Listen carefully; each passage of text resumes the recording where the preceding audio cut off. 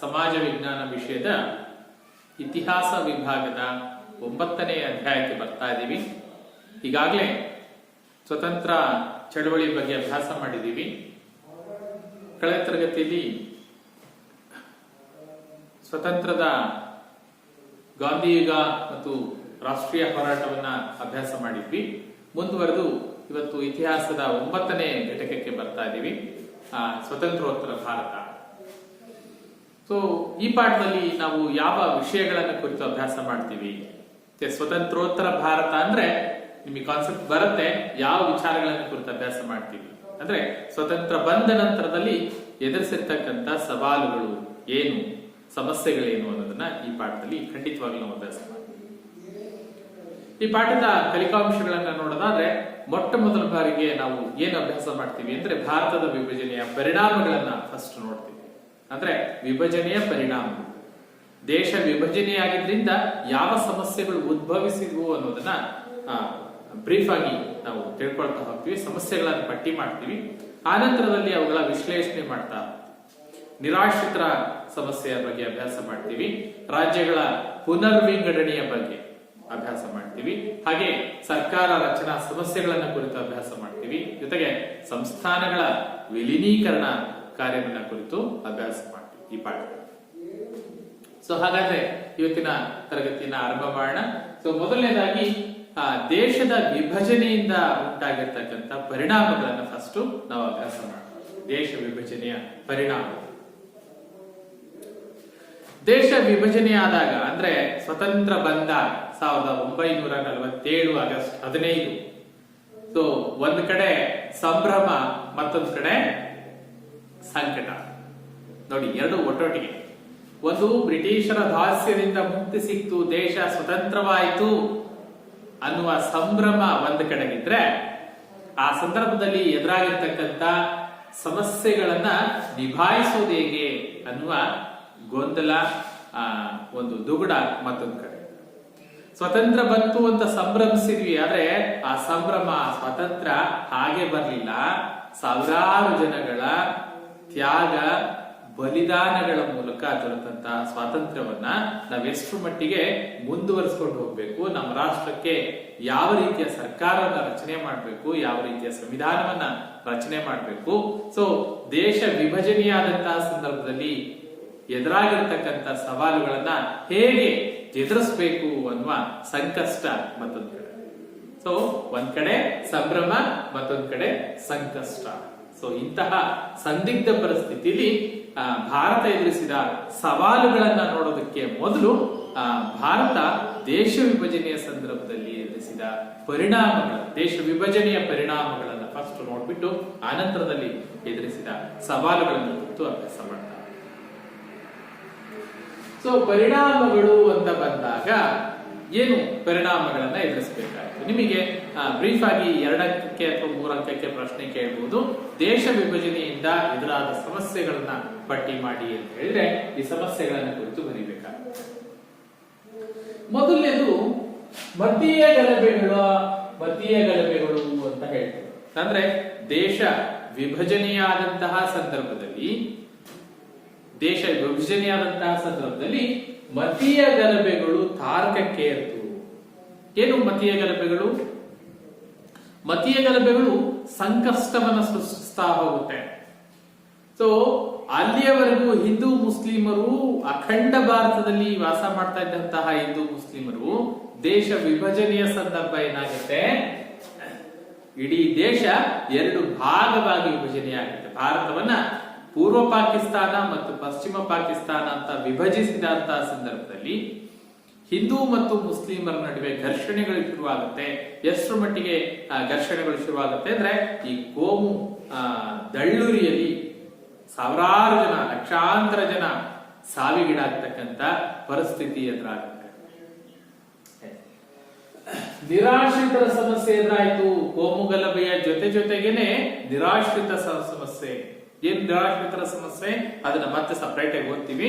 So ಭಾರತದಲ್ಲಿದ್ದಂತಹ ಮುಸ್ಲಿಮರು ಅಥವಾ ಪಾಕಿಸ್ತಾನದಲ್ಲಿದ್ದಂತಹ ಹಿಂದೂಗಳು ತಾವು ಯಾವ ರಾಷ್ಟ್ರದಲ್ಲಿ ವಾಸ ಮಾಡಬೇಕು, ತಮ್ಮ ವಾಸ ತಮ್ಮ ಆಯ್ಕೆಯ ರಾಷ್ಟ್ರವನ್ನ ಅವರು ಆಯ್ಕೆ ಮಾಡಿಕೊಳ್ಳುವಂತಹ ಸಂದರ್ಭದಲ್ಲಿ ತಮ್ಮ ಎಲ್ಲ ಮನೆ ಮಠ ಆಸ್ತಿ ಪಾಸ್ತಿ ಎಲ್ಲವನ್ನೂ ಬಿಟ್ಬಿಟ್ಟು ನಿರಾಶ್ರಿತರಾಗಿ ಪಾಕಿಸ್ತಾನದಿಂದ ಲಕ್ಷಾಂತರ ಜನ ಭಾರತಕ್ಕೆ ಮರಳುತ್ತಾರೆ. ಭಾರತದಿಂದ ಪಾಕಿಸ್ತಾನಕ್ಕೆ ಹೋದವರಿಗಿಂತ ಪಾಕಿಸ್ತಾನದಿಂದ ಭಾರತಕ್ಕೆ ಬಂದವರ ಸಂಖ್ಯೆನೇ ಹೆಚ್ಚಾಗಿದೆ. ಸೊ ಅಂತ ಸಂದರ್ಭದಲ್ಲಿ ಅವರಿಗೆಲ್ಲರಿಗೂ ವಸತಿಯನ್ನ ಒದಗಿಸಿಕೊಡ್ತಕ್ಕಂಥ, ಊಟೋಪಚಾರ ವ್ಯವಸ್ಥೆಯನ್ನು ಮಾಡ್ತಕ್ಕಂಥ, ಅವರಿಗೆ ನೆಲೆಯನ್ನ ಕಟ್ಟಿಕೊಡ್ತಕ್ಕಂಥ ಜವಾಬ್ದಾರಿ ಭಾರತ ಸರ್ಕಾರದ ಮೇಲೆ ಇರುತ್ತೆ. ಸೊ ಇದು ಮೊದಲನೇ ಪ್ರಯತ್ನ. ಮತೀಯ ಗಲಭೆಗಳನ್ನ ಎದುರಿಸಬೇಕಾಗಿತ್ತು, ಜೊತೆಗೆ ನಿರಾಶ್ರಿತರ ಸವಾಲನ್ನ ನಿಭಾಯಿಸಬೇಕಾದಂತಹ ಪರಿಸ್ಥಿತಿ ಭಾರತ ಸರ್ಕಾರದ ಮೇಲೆ ಇರುತ್ತೆ. ಮತೀಯ ಗಲಭೆಗಳನ್ನ ಉಂಟು ಮಾಡ್ತು, ನಿರಾಶ್ರಿತರ ಸಮಸ್ಯೆನ ಉಂಟು ಮಾಡ್ತು ದೇಶ ವಿಭಜನೆಯಾಗಿತ್ತು. ಎರಡನೇದು ದೇಶೀಯ ಸಂಸ್ಥಾನಗಳ ವಿಲೀನೀಕರಣ ಅಂತ ಕರಿತೀವಿ.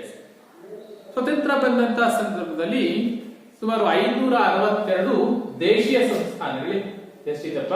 562 ದೇಶೀಯ ಸಂಸ್ಥಾನಗಳಿತ್ತು. ಈ ದೇಶೀಯ ಸಂಸ್ಥಾನಗಳನ್ನ ಒಗ್ಗೂಡಿಸಿ ಭಾರತದ ಒಕ್ಕೂಟಕ್ಕೆ ಸೇರಿಸ್ತಕ್ಕಂಥ ಸವಾಲು ಭಾರತದ ಮುಂದೆ, ಭಾರತ ಸಂಸ್ಥಾನದ ಮುಂದೆ ಇತ್ತು. ಬಹಳ ದೊಡ್ಡ ಸಮಸ್ಯೆ.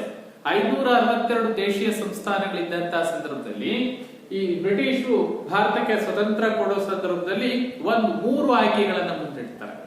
3 ಆಯ್ಕೆ ಏನು? ಒಂದು, ಭಾರತಕ್ಕಾದ್ರೂ ಸೇರ್ಬೋದು, ಅಥವಾ ಪಾಕಿಸ್ತಾನಕ್ಕಾದ್ರೂ ಸೇರ್ಬೋದು, ಅಥವಾ ಮೂರನೇದು ಸ್ವತಂತ್ರವಾಗಿರ್ಬೋದು. ಸೊ ಈ 3 ಆಯ್ಕೆಗಳನ್ನ ಬ್ರಿಟಿಷ್ ಇಟ್ಟಿದ್ರಿಂದ ಸಂಸ್ಥಾನಗಳ ವಿಲೀನೀಕರಣ ಮಾಡ್ತಕ್ಕಂಥದ್ದು ಬಹಳ ದೊಡ್ಡ ಸವಾಲಾಗುತ್ತೆ. ಅದನ್ನ ನಂತರದಲ್ಲಿ ಮತ್ತೆ ಅಭ್ಯಾಸ ಮಾಡ್ತೀವಿ. ಸೊ ಎರಡನೇ ಪ್ರಮುಖ ಸವಾಲು ಅಂತ ಹೇಳಿದ್ರೆ ಈ ಸಂಸ್ಥಾನಗಳ ವಿಲೀನೀಕರಣ ಮಾಡ್ತಕ್ಕಂಥ ಸಮಸ್ಯೆ. ಭಾರತ ಸರ್ಕಾರವನ್ನ, ಭಾರತವನ್ನ ಸೇರ್ಲೇಬೇಕಾದಂತಹ ಅನಿವಾರ್ಯತೆ ಸಂಸ್ಥಾನಗಳಿಗಿರುತ್ತೆ. ಆದ್ರೆ ಇಲ್ಲಿ ತೊಡಕಾಗಿದ್ದು 3 ಸಂಗತಿಗಳು. ಒಂದು ಕಾಶ್ಮೀರ, ಎರಡನೇದು ಜುನಾಗಢ, ಮತ್ತೊಂದು ಹೈದರಾಬಾದ್ ಸಂಸ್ಥಾನ. ಸೊ 3 ಸಂಸ್ಥಾನಗಳು ಭಾರತದ ಒಕ್ಕೂಟವನ್ನ ಸೇರ್ಲಿಕ್ಕೆ ಒಪ್ಲಿಲ್ಲ, ಸ್ವತಂತ್ರವಾಗಿರ್ಲಿಕ್ಕೆ ಬಯಸುತ್ತೆ. ಆನಂತರದಲ್ಲಿ ಭಾರತದ ಉಕ್ಕಿನ ಮನುಷ್ಯ ಅಂತ ಏನ್ ಕರಿತೀವಿ, ಸರ್ದಾರ್ ವಲ್ಲಭಾಯ್ ಪಟೇಲ್ ಇವರ ನೇತೃತ್ವದಲ್ಲಿ ಸಂಸ್ಥಾನಗಳ ವಿಲೀನೀಕರಣ ಪ್ರಕ್ರಿಯೆ ಯಶಸ್ವಿಯಾಗುತ್ತೆ. ಇವತ್ತು ಕಾಶ್ಮೀರ, ಜುನಾಗಢ, ಹೈದರಾಬಾದ್ ಸಂಸ್ಥಾನ ಕೂಡ ಭಾರತದ ಒಕ್ಕೂಟವನ್ನ ಸೇರ್ತಾ ಹೋಗುತ್ತೆ. ಸೊ ಸಂಸ್ಥಾನಗಳ, ದೇಶೀಯ ಸಂಸ್ಥಾನಗಳ ವಿಲೀನೀಕರಣ ಸಮಸ್ಯೆ ಎದುರಿಸಬೇಕಾಗಿ ಬಂತು. ಸೊ ಇದು ಎರಡನೇ ಸಮಸ್ಯೆ. ಮೂರನೇದಾಗಿ ಭಾರತದ ಅರ್ಥವ್ಯವಸ್ಥೆಯನ್ನ ರೂಪಿಸ್ತಕ್ಕಂಥ ಮಹತ್ವದ ಜವಾಬ್ದಾರಿ ಭಾರತದ ಮೇಲೆ ಬೀಳುತ್ತೆ. ಅದುವರೆಗೂ ಬ್ರಿಟಿಷರು ಭಾರತದ ಆಡಳಿತ ವ್ಯವಸ್ಥೆಯನ್ನ ನೋಡ್ಕೊಳ್ತಾ ಇದ್ದಿದ್ರಿಂದ ಅರ್ಥವ್ಯವಸ್ಥೆಯನ್ನ ತನ್ನ ದೇಶಕ್ಕೆ, ಒಂದು ದೇಶ ಸ್ವತಂತ್ರವಾದಾಗ ತನ್ನದೇ ಅರ್ಥವ್ಯವಸ್ಥೆಯನ್ನ ರೂಪಿಸ್ಕೊಳ್ತಕ್ಕಂಥ ಒಂದು ವ್ಯವಸ್ಥೆಯನ್ನ ಭಾರತೀಯರು ಎದುರಿಸಬೇಕಾಗತ್ತೆ. ಅದರಲ್ಲೂ ಬಹಳ ಮುಖ್ಯವಾಗಿ ಅರ್ಥವ್ಯವಸ್ಥೆಯ ವಲಯಗಳಾಗಿರ್ತಕ್ಕಂಥ ಕೃಷಿ, ಕೈಗಾರಿಕೆ ಮತ್ತು ವಾಣಿಜ್ಯ ವಲಯಗಳನ್ನ ಪುನರ್ ಪರಿಶೀಲಿಸಿ ಅದನ್ನ ಪುನರ್ ರೂಪಿಸ್ತಕ್ಕಂಥ ಜವಾಬ್ದಾರಿ ಭಾರತ ಸರ್ಕಾರದ ಮೇಲೆ ಇರುತ್ತೆ. ಸೊ ಈ ಸಂದರ್ಭದಲ್ಲಿ ಈ ಕ್ಷೇತ್ರಗಳ ಮೇಲೆ ಅಧ್ಯಯನ ಮಾಡಬೇಕಾಗುತ್ತೆ. ಅಧ್ಯಯನ ಮಾಡಿ ಅದನ್ನ ಪುನಃ ಹೊಸ ನೀತಿಗಳನ್ನ ಸೃಷ್ಟಿ ಮಾಡತಕ್ಕಂಥ ಸನ್ನಿವೇಶದಲ್ಲಿ ಭಾರತದ ಅರ್ಥವ್ಯವಸ್ಥೆಯ ಮೇಲೆ ಗಂಭೀರವಾಗಿರ್ತಕ್ಕಂಥ ಪರಿಣಾಮಗಳನ್ನ ಭಾರತದ ವಿಭಜನೆ, ದೇಶದ ವಿಭಜನೆ ಮಾಡ್ತಾ ಹೋಗುತ್ತೆ. ಸೊ ಈ ಸಂದರ್ಭದಲ್ಲಿ ಭಾರತದ ಅರ್ಥವ್ಯವಸ್ಥೆ ಬಹಳ ಹದಗೆಟ್ಟು ಹೋಗಿರುತ್ತೆ. ಯಾಕೆಂದ್ರೆ ಬ್ರಿಟಿಷರ ಕಂದಾಯ ನೀತಿಗಳು, ಬ್ರಿಟಿಷರ ಜಮೀನ್ದಾರಿ ಪದ್ಧತಿ, ರೈತವಾರಿ ಪದ್ಧತಿ, ಮಹಲ್ವಾರಿ ಪದ್ಧತಿ ಅಂತ ಏನ್ ಜಾರಿಗೊಳಿಸಿದ್ರಲ್ಲ, ಸೊ ಇದರ ಜೊತೆಗೆ ಬ್ರಿಟಿಷರ ಅರ್ಥವ್ಯವಸ್ಥೆ ಭಾರತದ ಸಂಪೂರ್ಣ ಸಂಪತ್ತನ್ನ ದೋಚ್ಬಿಟ್ಟಿರ್ತಾರೆ. ಭಾರತದ ಸಂಪನ್ಮೂಲಗಳು ಕೊರತೆಯಲ್ಲಿರುತ್ತೆ ಭಾರತದಲ್ಲಿ. ಸೊ ಎಲ್ಲ ಬ್ರಿಟನ್ಗೆ ಸಾಗಾಟ ಮಾಡಿರ್ತಾರೆ. ಅದರ ಜೊತೆಗೆ ಆ ಸಂದರ್ಭದಲ್ಲಿ ಸ್ವತಂತ್ರ ಹೋರಾಟ ಸಂದರ್ಭದಲ್ಲಿ ದಾದಾಬಾಯಿ ನವರೋಜಿ ಅವರು ಕೂಡ ಅದನ್ನ ಪ್ರತಿಪಾದನೆ ಮಾಡ್ತಾರೆ. ಸಂಪತ್ತಿನ ಸೋರುವಿಕೆ ಸಿದ್ಧಾಂತದಲ್ಲಿ ಅದನ್ನ ಸ್ಪಷ್ಟವಾಗಿ ಉಲ್ಲೇಖಿಸ್ತಾರೆ, ಏನಾಗಿದೆ ಭಾರತದ ಅರ್ಥವ್ಯವಸ್ಥೆ ಅಂತ. ಸೊ ಏನಾಗಿರುತ್ತೆ ಅರ್ಥವ್ಯವಸ್ಥೆ ಅಂದ್ರೆ, ಆಮದು ಹೆಚ್ಚಾಗಿ ರಫ್ತು ಕಡಿಮೆ ಆಗಿದ್ರಿಂದ ಪ್ರತಿಕೂಲ ಸಂದಾಯ ಬಾಕಿಯಾಗಿತ್ತು ಅಂತ ನಾವು ಕಳೆದ ತರಗತಿಯಲ್ಲಿ ಅಭ್ಯಾಸ ಮಾಡಿದ್ವಿ. ಅಂದ್ರೆ ಭಾರತದ ಅರ್ಥವ್ಯವಸ್ಥೆ ಬುಡಮೇಲಾಗಿರುತ್ತೆ. ಭಾರತದಲ್ಲಿ ಉತ್ಪಾದನೆ ಹೆಚ್ಚಾಗಿ ಆಗ್ತಾ ಇಲ್ಲ, ಬದಲಾಗಿ ಎಲ್ಲವನ್ನೂ ಬೇರೆ ದೇಶಗಳಿಂದ ತರಿಸ್ಕೊಳ್ತಕ್ಕಂಥ ವ್ಯವಸ್ಥೆ ಇದ್ದಾಗ ಭಾರತದ ಅರ್ಥವ್ಯವಸ್ಥೆ ಸಂಪೂರ್ಣವಾಗಿ ಬದಲಾಗಬೇಕಾದಂತ ಅನಿವಾರ್ಯತೆ ಇರುತ್ತೆ. ಸೊ ಆ ಸಂದರ್ಭದಲ್ಲಿ ಅದನ್ನ ಎದುರಿಸ್ತಕ್ಕಂಥ ಒಂದು ಸಮರ್ಥ ಆರ್ಥಿಕ ವ್ಯವಸ್ಥೆಯನ್ನ ರೂಪಿಸ್ತಕ್ಕಂಥ ಜವಾಬ್ದಾರಿ ಭಾರತದ ಮೇಲೆ. ಇನ್ನು ನಾಲ್ಕನೇದಾಗಿ ನಮ್ಮ ದೇಶಕ್ಕೆ ಅಗತ್ಯವಾಗಿ ಬೇಕಾಗಿರ್ತಕ್ಕಂಥ ಸಂವಿಧಾನವನ್ನ ರಚನೆ ಮಾಡ್ಕೊಳ್ತಕ್ಕಂಥ. ಯಾವುದೇ ಒಂದು ದೇಶ ಸ್ವತಂತ್ರ ದೇಶವಾಗಿ ಅಸ್ತಿತ್ವಕ್ಕೆ ಬಂದ ಮೇಲೆ ತನ್ನ ದೇಶಕ್ಕೆ ಹೊಂದಿಕೆಯಾಗತಕ್ಕಂತ ಒಂದು ಸಂವಿಧಾನವನ್ನ ರೂಪಿಸ್ಕೊಳ್ಬೇಕಾಗುತ್ತೆ. ಸೊ ಇದಕ್ಕಾಗಿ ಭಾರತದಲ್ಲಿ ಒಂದು ಸಂವಿಧಾನ ರಚನಾ ಸಭೆ ಅಂತ ಒಂದು ರಚನೆ ಮಾಡ್ತಾರೆ. ಸಂವಿಧಾನ ರಚನಾ ಸಭೆ ಭಾರತಕ್ಕೆ ಅಗತ್ಯವಾಗಿರ್ತಕ್ಕಂಥ ಸಂವಿಧಾನವನ್ನ ರೂಪಿಸ್ಕೊಳ್ತಕ್ಕಂಥ ವ್ಯವಸ್ಥೆಯನ್ನ ಮಾಡುತ್ತೆ. ಆದ್ರೆ ಸಂವಿಧಾನ ರೂಪಿಸ್ಬೇಕಾದ್ರೆ ಹಲವಾರು ದೇಶಗಳ ಸಂವಿಧಾನವನ್ನ ಅಧ್ಯಯನ ಮಾಡಿ ಭಾರತಕ್ಕೆ ಸಂವಿಧಾನವನ್ನ ರೂಪಿಸ್ತಾರೆ. ಸೊ ಆ ಸಂದರ್ಭದಲ್ಲಿ ಭಾರತದ ಅರ್ಥವ್ಯವಸ್ಥೆಯನ್ನ, ಭಾರತದ ರಾಜಕೀಯ ವ್ಯವಸ್ಥೆಯನ್ನ, ಭಾರತದ ಸಂಸ್ಕೃತಿಯನ್ನ, ಭಾರತದ ಧಾರ್ಮಿಕ, ಯಾಕೆಂದ್ರೆ ಬಹುಧರ್ಮಗಳ ರಾಷ್ಟ್ರ ಭಾರತ. ಸೊ ಇಂತಹ ರಾಷ್ಟ್ರಕ್ಕೆ ಪೂರಕವಾಗಿರ್ತಕ್ಕಂಥ ಒಂದು ಸಂವಿಧಾನವನ್ನ ರಚನೆ ಮಾಡ್ತಕ್ಕಂಥದ್ದು ಬಹಳ ದೊಡ್ಡ ಸವಾಲಿನ ಕೆಲಸ ಆಗಿರುತ್ತೆ. ಸೊ ಅಂತ ಸಂದರ್ಭದಲ್ಲಿ ಸಂವಿಧಾನ ರಚನಾ ಸಮಿತಿಯ ಅಧ್ಯಕ್ಷರಾಗಿ ಬಾಬು ರಾಜೇಂದ್ರ ಪ್ರಸಾದ್ ಇದ್ರು ಕೂಡ ಕರಡು ರಚನಾ ಸಮಿತಿಯ ಅಧ್ಯಕ್ಷರಾಗಿ ಡಾಕ್ಟರ್ BR ಅಂಬೇಡ್ಕರ್ನ ಆಯ್ಕೆ ಮಾಡ್ತಾರೆ. ಸೊ ಅಂಬೇಡ್ಕರ್ ನೇತೃತ್ವದಲ್ಲಿ ಒಂದು ಸಂವಿಧಾನ ಕರಡು ರಚನಾ ಸಮಿತಿ ಭಾರತಕ್ಕೆ ಬಲಿಷ್ಠವಾಗಿರ್ತಕ್ಕಂಥ ಒಂದು ಅತಿ ದೊಡ್ಡ ಲಿಖಿತ ಸಂವಿಧಾನವನ್ನ ರಚನೆ ಮಾಡಿಕೊಡುತ್ತೆ. ಆ ಸಂವಿಧಾನದ ಪ್ರಕಾರ ಕಾರ್ಯಾಂಗ, ಶಾಸಕಾಂಗ, ನ್ಯಾಯಾಂಗಗಳು ಸಮರ್ಥವಾಗಿ ಕಾರ್ಯನಿರ್ವಹಿಸಲಿಕ್ಕೆ ಸಾಧ್ಯ ಆಗುತ್ತೆ. ಸೊ ಇದು ಭಾರತದ ವಿಶಿಷ್ಟವಾಗಿರ್ತಕ್ಕಂಥ ವಿಶ್ವದ ಒಂದು ವಿಶಿಷ್ಟವಾಗಿರ್ತಕ್ಕಂಥ ಸಂವಿಧಾನವಾಗಿ ಭಾರತದ ಸಂವಿಧಾನ ರೂಪುಗೊಳ್ತಾವೆ. ಇನ್ನ 5ನೇ ಪರಿಣಾಮ ಏನು ಅಂತ ಹೇಳಿದ್ರೆ, ಸಾವಿರಾರು ಜನರ ತ್ಯಾಗ ಬಲಿದಾನಗಳ ಮೂಲಕ ಸಿಕ್ಕಿರ್ತಕ್ಕಂಥ ಈ ಸ್ವತಂತ್ರವನ್ನ ಉಳಿಸಿಕೊಂಡು ಹೋಗ್ತಕ್ಕಂಥ ಜವಾಬ್ದಾರಿ ಭಾರತದ ಮೇಲೆ ಅಲ್ವಾ. ದೀರ್ಘ ಹೋರಾಟದ ನಂತರದಲ್ಲಿ ಪಡೆದಿರ್ತಕ್ಕಂಥ ಈ ಸ್ವತಂತ್ರವನ್ನ ನೆರೆ ಶತ್ರುಗಳಿಂದ ಮತ್ತೊಂದ್ಸರಿ ಮತ್ಯಾರು ಭಾರತದ ಮೇಲೆ ಆಕ್ರಮಣ ಮಾಡಿ ಮತ್ತೆ ಭಾರತವನ್ನ ದಾಸ್ಯಕ್ಕೆ ತಳ್ಳಬಾರ್ದಲ್ಲ. ಸೊ ಹಾಗಾಗಿ ಭಾರತದ ರಕ್ಷಣಾ ವ್ಯವಸ್ಥೆಯ ಕಡೆ ಹೆಚ್ಚಿನ ಗಮನವನ್ನ ವಹಿಸಬೇಕಾಗುತ್ತೆ. ಸೊ ರಕ್ಷಣಾ ವ್ಯವಸ್ಥೆಗೆ ಬೇಕಾಗಿರ್ತಕ್ಕಂಥ ಏನು ಯುದ್ಧೋಪಕರಣಗಳು, ಸೊ ರಕ್ಷಣಾ ಸಾಮಗ್ರಿಗಳನ್ನ ಉತ್ಪಾದನೆ ಮಾಡಲಿಕ್ಕೆ ದೊಡ್ಡ ಪ್ರಮಾಣದ ಕೈಗಾರಿಕೆಗಳನ್ನ ಸ್ಥಾಪನೆ ಮಾಡಬೇಕಂತ ಅನಿವಾರ್ಯತೆ ಇರುತ್ತೆ. ಸೊ ಇದ್ರ ಜೊತೆಗೆ ಹಣಕಾಸು ಮತ್ತು ವಿದೇಶಾಂಗ ನೀತಿ ಬಹಳ ಮುಖ್ಯ. ವಿದೇಶಾಂಗ ನೀತಿ ಅಂದ್ರೆ ಒಂದು ದೇಶ ಮತ್ತೊಂದು ದೇಶದ ಜೊತೆ ಹೊಂದಿರತಕ್ಕಂತ ನೀತಿ, ಯಾವ್ದ್ರ ಮೂಲಕ ಅದು ವ್ಯಾಪಾರ ವ್ಯವಹಾರಕ್ಕೆ ಸಂಬಂಧಪಟ್ಟ ಆಗಿರ್ಬೋದು ಅಥವಾ ರಾಜಕೀಯಕ್ಕೆ ಸಂಬಂಧಪಟ್ಟ ಆಗಿರ್ಬೋದು. ಸೊ ಯಾವ ರೀತಿಯ ಸಂಬಂಧಗಳನ್ನು ವೃದ್ಧಿಸಿಕೊಳ್ಳುತ್ತೆ ಅನ್ನೋದಾದ್ಮೇಲೆ ಸೊ ಈ ವಿದೇಶಾಂಗ ನೀತಿ ಮತ್ತು ರಕ್ಷಣಾ ನೀತಿ, ರಕ್ಷಣಾ ವ್ಯವಸ್ಥೆಯಲ್ಲಿ ಮಿಲಿಟರಿ ಸಾಮಗ್ರಿಗಳನ್ನ, ಮಿಲಿಟರಿ ವ್ಯವಸ್ಥೆನ ಮರುರೂಪಿಸಬೇಕಾದಂತಹ ವ್ಯವಸ್ಥೆ ಇರುತ್ತೆ. ಸೊ ಇವತ್ತು ಪ್ರಸ್ತುತ ಭಾರತದ ಮಿಲಿಟರಿ ವ್ಯವಸ್ಥೆ ವಿಶ್ವದ ಯಾವುದೇ ಮಿಲಿಟರಿಗೆ ಕಡಿಮೆ ಇಲ್ಲದಂತೆ ಭಾರತ ಇವತ್ತು ತನ್ನ ರಕ್ಷಣಾ ವ್ಯವಸ್ಥೆನ ಬಲಪಡಿಸಿದೆ. ಇನ್ನ 6ನೇ ವ್ಯವಸ್ಥೆ ಬಂದ್ಬಿಟ್ಟು, 6ನೇ ಪರಿಣಾಮ ಬಂದ್ಬಿಟ್ಟು ಈ ಜಾತಿ ಅಸಮಾನತೆ ಮತ್ತು ಲಿಂಗ ಅಸಮಾನತೆ ಅಂತಕ್ಕಂಥದ್ದು ಭಾರತದ ಸಾಮಾಜಿಕ ವ್ಯವಸ್ಥೆಯಲ್ಲಿ ಬಹುದೊಡ್ಡ ಸವಾಲಾಗಿರುತ್ತೆ. ಜಾತಿ ಆಧಾರಿತ ತಾರತಮ್ಯಗಳು, ಅಸ್ಪೃಶ್ಯತೆ, ಸೊ ಈ ತರದ ಜಾತಿಯ ತಾರತಮ್ಯಗಳನ್ನ, ಅಸಮಾನತೆಯನ್ನ ನೀಗಿಸ್ತಕ್ಕಂತ ಬಹುದೊಡ್ಡ ಜವಾಬ್ದಾರಿ ಭಾರತದ ಮೇಲೆ ಇರುತ್ತೆ. ಜೊತೆಗೆ ಲಿಂಗ ಅಸಮಾನತೆ.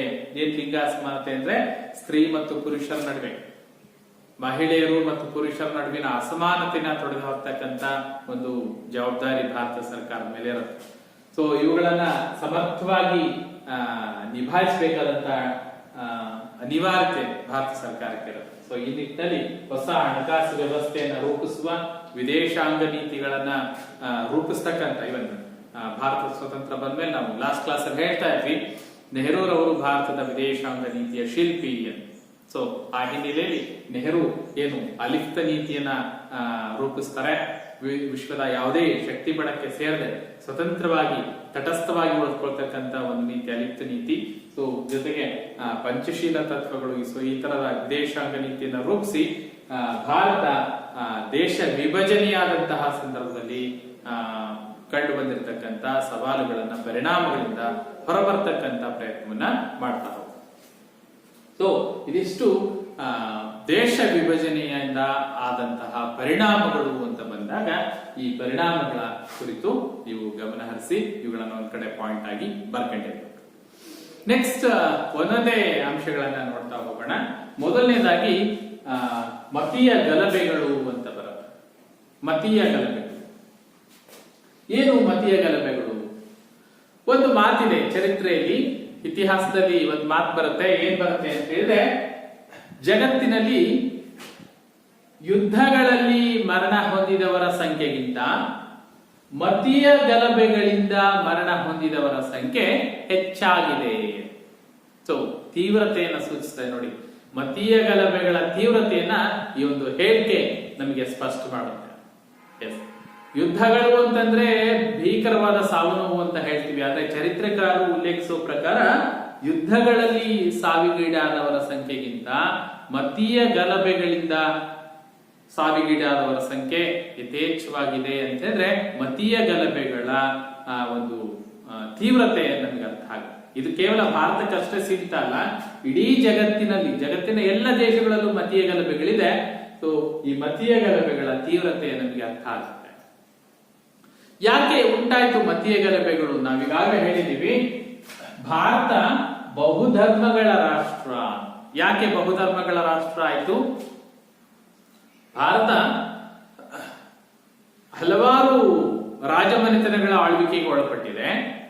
ಬಹುಧರ್ಮಗಳ ರಾಷ್ಟ್ರ. ಬೇರೆ ಬೇರೆ ಕಾಲಘಟ್ಟಗಳಲ್ಲಿ, ಬೇರೆ ಬೇರೆ ರಾಜಕೀಯ ಸನ್ನಿವೇಶಗಳಲ್ಲಿ, ಬೇರೆ ಬೇರೆ ವಿದೇಶಿಯರ ಆಕ್ರಮಣಗಳಿಗೆ ಒಳಗಾದಂತಹ ಸಂದರ್ಭದಲ್ಲಿ ಬೇರೆ ಬೇರೆ ಧರ್ಮಗಳಿಗೆ ಒಗ್ಗಿಕೊಳ್ತಕ್ಕಂಥ ಪ್ರಯತ್ನ ಭಾರತ ಮಾಡ್ತಾ ಹೋಗುತ್ತೆ. ಸೊ ಅದರ ಪ್ರಕಾರ ಭಾರತ ಬಹುಧರ್ಮಗಳ ರಾಷ್ಟ್ರ. ಯಾವ್ಯಾವ ಧರ್ಮ ಇದೆಯಪ್ಪ ಭಾರತದಲ್ಲಿ? ಯಾವ ಧರ್ಮ ಇದೆ? ಹಿಂದೂ ಧರ್ಮ ಇದೆ, ಇಸ್ಲಾಂ ಧರ್ಮದವರು ಇದ್ದಾರೆ, ಕ್ರೈಸ್ತ ಧರ್ಮದವರು ಇದ್ದಾರೆ, ಬೌದ್ಧರು ಇದ್ದಾರೆ, ಜೈನರು ಇದ್ದಾರೆ, ಪಾರಸಿಕರು ಇದ್ದಾರೆ ಅಲ್ವಾ? ಬಹುತೇಕ ಜಗತ್ತಿನ ಎಲ್ಲ ಧರ್ಮಗಳು ಕೂಡ ಭಾರತದಲ್ಲಿ ನೆಲೆಯನ್ನು ಕಂಡುಕೊಂಡಿದೆ. ಬಹುಧರ್ಮಗಳ ರಾಷ್ಟ್ರ ಭಾರತ. ಸೊ ಇಂತಹ ಬಹುಧರ್ಮಗಳ ರಾಷ್ಟ್ರವನ್ನ ವಿದೇಶಿಯರು ಆಳ್ಬೇಕಾದ್ರೆ, ಅದರಲ್ಲೂ ಪರ್ಟಿಕ್ಯುಲರ್ ಆಗಿ ಈ ಬ್ರಿಟಿಷರು ತಮ್ಮ ಆಳ್ವಿಕೆಯ ಕಾಲದಲ್ಲಿ ಒಡೆದು ಆಳುವ ನೀತಿಯನ್ನ ಅನುಸರಿಸಿದ್ರು. ಸೊ ಈ ಒಡೆದು ಆಳುವ ನೀತಿಯ ಪರಿಣಾಮ ಏನಾಗುತ್ತೆ? ಭಾರತದಲ್ಲಿ ಇವತ್ತಿನ ಏನು ಹಿಂದೂ ಮುಸ್ಲಿಂ ಮತೀಯ ಗಲಭೆಗಳು ಉಂಟಾಗ್ತಾ ಇದೆ, ಇವತ್ತಿಗೂ ಜೀವಂತವಾಗಿದೆ. ಅದಕ್ಕೆ ಬಹಳ ದೊಡ್ಡ ಕಾರಣ ಅಂತಂದ್ರೆ ಬ್ರಿಟಿಷರು ಸೃಷ್ಟಿಸಿರ್ತಕ್ಕಂಥ ಈ ಒಡೆದು ಆಳುವ ನೀತಿ. ಬ್ರಿಟಿಷರು ಒಡೆದು ಆಳುವ ನೀತಿಯನ್ನ ಜಾರಿಗೊಳಿಸದೇ ಇದ್ದಿದ್ರೆ, ಭಾರತದ ರಾಜಕೀಯ ಧಾರ್ಮಿಕ ವ್ಯವಸ್ಥೆಯಲ್ಲಿ ಹಸ್ತಕ್ಷೇಪ ಮಾಡದೇ ಇದ್ದಿದ್ರೆ ಇವತ್ತಿಗೂ ಕೂಡ ಭಾರತ ಅಖಂಡವಾಗೇ ಇರ್ತಾ ಇತ್ತು. ಹಿಂದೂ ಮುಸ್ಲಿಮರು ಒಂದಾಗಿ ಈ ರಾಷ್ಟ್ರದಲ್ಲಿ ಬಾಳ್ತಾ ಇದ್ರು. ಆದ್ರೆ ಏನಾಯ್ತು ಅಂದ್ರೆ ಬ್ರಿಟಿಷರು ಜಾರಿಗೊಳಿಸಿರ್ತಕ್ಕಂಥ ಈ ಒಡೆದು ಆಳುವ ನೀತಿಯ ಫಲ ಮುಂದೆ ಮೊಹಮ್ಮದ್ ಅಲಿ ಜಿನ್ನಾ ಪ್ರತ್ಯೇಕ ರಾಷ್ಟ್ರಕ್ಕೆ ಬೇಡಿಕೆ ಇಟ್ಟಾಗ ಅದನ್ನು ಪುರಸ್ಕರಿಸಿದ್ದು. ಮತೀಯ ಆಧಾರದ ಮೇಲೆ ಪ್ರತ್ಯೇಕ ಚುನಾವಣಾ ಕ್ಷೇತ್ರಕ್ಕೆ ಅಂಬೇಡ್ಕರ್ ಅವರು ಪ್ರಸ್ತಾಪ ಮಾಡಿದಾಗ ಅದನ್ನ ಪುರಸ್ಕರಿಸಿ ಮತೀಯ ಶಾಸನವನ್ನು ಜಾರಿಗೊಳಿಸಿದ್ದು. ಸೊ ಇವೆಲ್ಲವೂ ಕೂಡ ಏನಾಗುತ್ತೆ? ಮತೀಯ ಸಂಘರ್ಷಗಳಿಗೆ ಅಡಿಪಾಯ ಆಗುತ್ತೆ. ಬ್ರಿಟಿಷರು ಬಿತ್ತಿರ್ತಕ್ಕಂಥ ಮತೀಯ ಸಂಘರ್ಷದ ಬೀಜ, ಬ್ರಿಟಿಷರು ಭಾರತದಲ್ಲಿ ಬಿತ್ತಿರ್ತಕ್ಕಂಥ ಮತೀಯ ಸಂಘರ್ಷದ ಬೀಜ ಇವತ್ತು ಮತೀಯವಾದವಾಗಿ ಬೆಳವಣಿಗೆ ಆಗ್ಬಿಟ್ಟಿದೆ. ದೊಡ್ಡ ಪ್ರಮಾಣದಲ್ಲಿ ಬೇರ್ ಬಿಟ್ಕೊಂಡ್ಬಿಟ್ಟಿದೆ. ನಾವ್ ಎಷ್ಟೇ ಸರ್ಕಾರ ಮಟ್ಟದಲ್ಲಿ ಕಾನೂನು ಜಾರಿ ತಂದು ಮತೀಯ ಸಂಘರ್ಷವನ್ನ ತೊಡೆದು ಹಾಕಲಿಕ್ಕೆ ಪ್ರಯತ್ನ ಮಾಡಿದ್ರು ಕೂಡ ಇವತ್ತಿಗೂ ಕೂಡ ಮತೀಯ ಸಂಘರ್ಷ ಜೀವಂತವಾಗಿದೆ. ಅಲ್ಲಲ್ಲಿ ಕೋಮು ಗಲಭೆಗಳು, ಮತೀಯ ಗಲಭೆಗಳು ಆಗೋದನ್ನ ನಾವು ನೋಡ್ತಾನೆ ಇರ್ತೀವಿ, ವರದಿ ಆಗ್ತಾನೆ. ಸೊ ಹಿಂದೂ ಮತ್ತು ಮುಸ್ಲಿಂ ಬ್ರಿಟಿಷರ ಆಳ್ವಿಕೆಯ ಕಾಲದಲ್ಲಿ ಹಿಂದೂ ಮತ್ತು ಮುಸ್ಲಿಮರನ್ನ ಬೇರೆ ಬೇರೆಯಾಗಿ ನೋಡ್ತಕ್ಕಂಥ ಒಂದು ಪ್ರತ್ಯೇಕ ಹಿಂದೂ ಮತ್ತು ಮುಸ್ಲಿಂ ಒಂದು ಪ್ರತ್ಯೇಕ ಅಸ್ಮಿತೆಗಳಾಗಿ ಬೆಳವಣಿಗೆಯನ್ನ ಹೊಂದುತ್ತಾ ಹೋಗುತ್ತೆ. ಅದು ಪರಿಣಾಮ ಮುಂದೇನಾಗುತ್ತೆ? ಹಿಂದೂ ಮುಸ್ಲಿಮರ ನಡುವೆ ಒಂದು ದೊಡ್ಡ ಕಂದಕ ಏರ್ಪಡುತ್ತೆ. 1946 ಅಲ್ವಾ? 1946ರಲ್ಲಿ ಡೈರೆಕ್ಟ್ ಆಕ್ಷನ್ ಡೇ ಅಂತ ಏನು ಮೊಹಮ್ಮದ್ ಅಲಿ ಜಿನ್ನಾ ಕರೆ ಕೊಡ್ತಾರೆ. ಆದ್ರೆ ಹಿಂದೆ ನಡೆದಿರ್ತಕ್ಕಂಥ ಲಾಹೋರ್ ಅಧಿವೇಶನದಲ್ಲಿ, ಮುಸ್ಲಿಂ ಲೀಗ್ ನ ಲಾಹೋರ್ ಅಧಿವೇಶನದಲ್ಲಿ 1940ರಲ್ಲಿ ಮೊಹಮ್ಮದ್ ಅಲಿ ಜಿನ್ನಾ ಹೇಳಿಕೆ ಕೊಡ್ತಾರೆ, ಹಿಂದೂ ಮುಸ್ಲಿಮರು ಒಂದೇ ರಾಷ್ಟ್ರದಲ್ಲಿ ಬಾಳ್ಲಿಕ್ಕೆ ಸಾಧ್ಯನೇ ಇಲ್ಲ ಅಂತಕ್ಕಂಥ ಹೇಳಿಕೆಯನ್ನು ಕೊಡ್ತಾರೆ. ಸೊ ಇದೇನಾಗುತ್ತೆ, ಭಾರತದಲ್ಲಿ ಹಿಂದೂ ಮುಸ್ಲಿಮರ ನಡುವೆ ಮತೀಯ ಗಲಭೆಗಳು ಉಂಟಾಗಲಿಕ್ಕೆ ಕಾರಣ. ಅದರಲ್ಲೂ 1946ರಲ್ಲಿ ಡೈರೆಕ್ಟ್ ಆಕ್ಷನ್ ಡೇ ಅಂತ ಏನು ಕೊಡ್ತಾರೆ, ಸೊ ಆ ಸಂದರ್ಭದಲ್ಲಿ ಆಗಿರ್ತಕ್ಕಂಥ ಸಾವು ನೋವುಗಳು, ಎಷ್ಟು ಸಾವು ನೋವುಗಳಾಗುತ್ತೆ ಅಂದ್ರೆ ನೋಡಿ, 1947ರ ಸ್ವತಂತ್ರ ಘರ್ಷಣೆ ಆ ಒಂದು ಹಂತ ಅಂದ್ರೆ 46ರಲ್ಲಿ ಡೈರೆಕ್ಟ್ ಆಕ್ಷನ್ ಡೇ ಶುರುವಾದಾಗಲಿಂದ ಹಿಡಿದು ಸ್ವತಂತ್ರ ಬಂದು ದೇಶ ವಿಭಜನೆಯಾದಾಗ ಭಾರತದಲ್ಲಿದ್ದಂತಹ ಮುಸ್ಲಿಮರು ಕೆಲವರು ಪಾಕಿಸ್ತಾನಕ್ಕೆ ಹೋಗ್ತಾರೆ. ಅಂದ್ರೆ ಭಾರತದ ಎಲ್ಲ ಮುಸ್ಲಿಮರು ಪಾಕಿಸ್ತಾನಕ್ಕೆ ಹೋದ್ರು ಅಂತ ಹೇಳಿಕ್ಕಾಗಲ್ಲ. ಯಾಕೆಂದ್ರೆ ಭಾರತದ ಪರವಾಗಿ ದನಿ ಎತ್ತಿರ್ತಕ್ಕಂಥ ಎಷ್ಟೋ ಜನ ಮುಸ್ಲಿಮರು ಇರ್ತಾರೆ. ರೈಟ್, ಭಾರತದಲ್ಲಿ ಹುಟ್ಟಿ ಭಾರತೀಯರಾಗಿ ಬಾಳ್ತಕ್ಕಂಥ ಮುಸಲ್ಮಾನರಿದ್ದಾರೆ ಭಾರತದಲ್ಲಿ. ಸೊ ಅವರು ಭಾರತ ಬಿಟ್ಟು ಹೋಗ್ಲಿಲ್ಲ, ಪಾಕಿಸ್ತಾನಕ್ಕೆ ಹೋಗ್ಲಿಲ್ಲ, ನಮ್ಮ ರಾಷ್ಟ್ರ ಭಾರತ ಅಂತ ಭಾರತದಲ್ಲೇ ಉಳ್ಕೊಂಡಿದ್ದಾರೆ. ಭಾರತದ ಸ್ವತಂತ್ರ ಚಳವಳಿಯಲ್ಲಿ ಮನಸ್ಫೂರ್ತಿಯಾಗಿ ಭಾಗವಹಿಸಿದ್ದಾರೆ.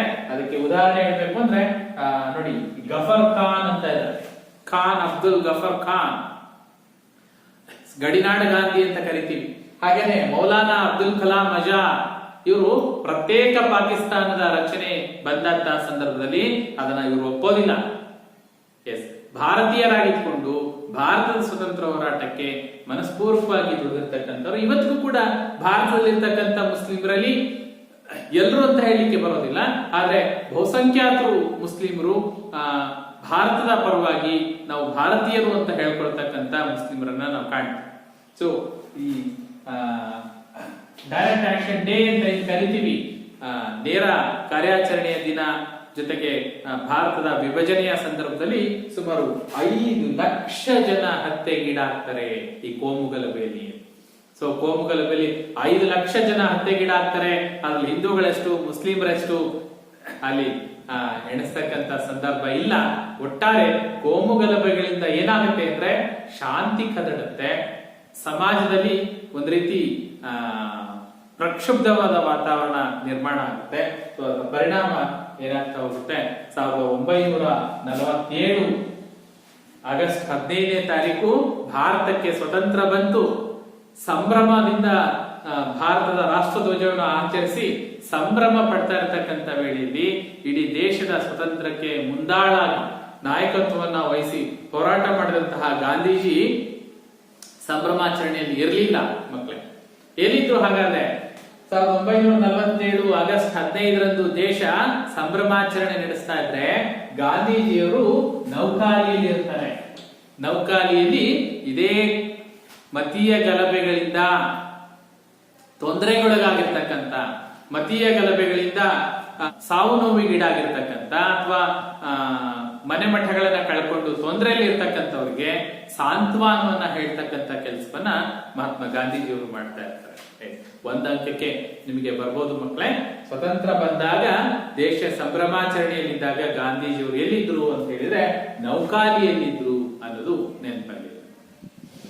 ಇನ್ನು ನೆಕ್ಸ್ಟ್, ನೆಹರೂರವರು ತಮ್ಮ ಆಡಳಿತಾತ್ಮಕ ಮತ್ತು ರಾಜಕೀಯ ಶಕ್ತಿಯನ್ನು ಬಳಸಿ ಸ್ವತಂತ್ರ ಬಂದ ಮೇಲೆ ಏನು ಭಾರತದ ಮೊದಲ ಪ್ರಧಾನಿಯಾಗಿ ನೆಹರೂರವರು ಅಧಿಕಾರವನ್ನು ವಹಿಸಿಕೊಳ್ತಾರೆ.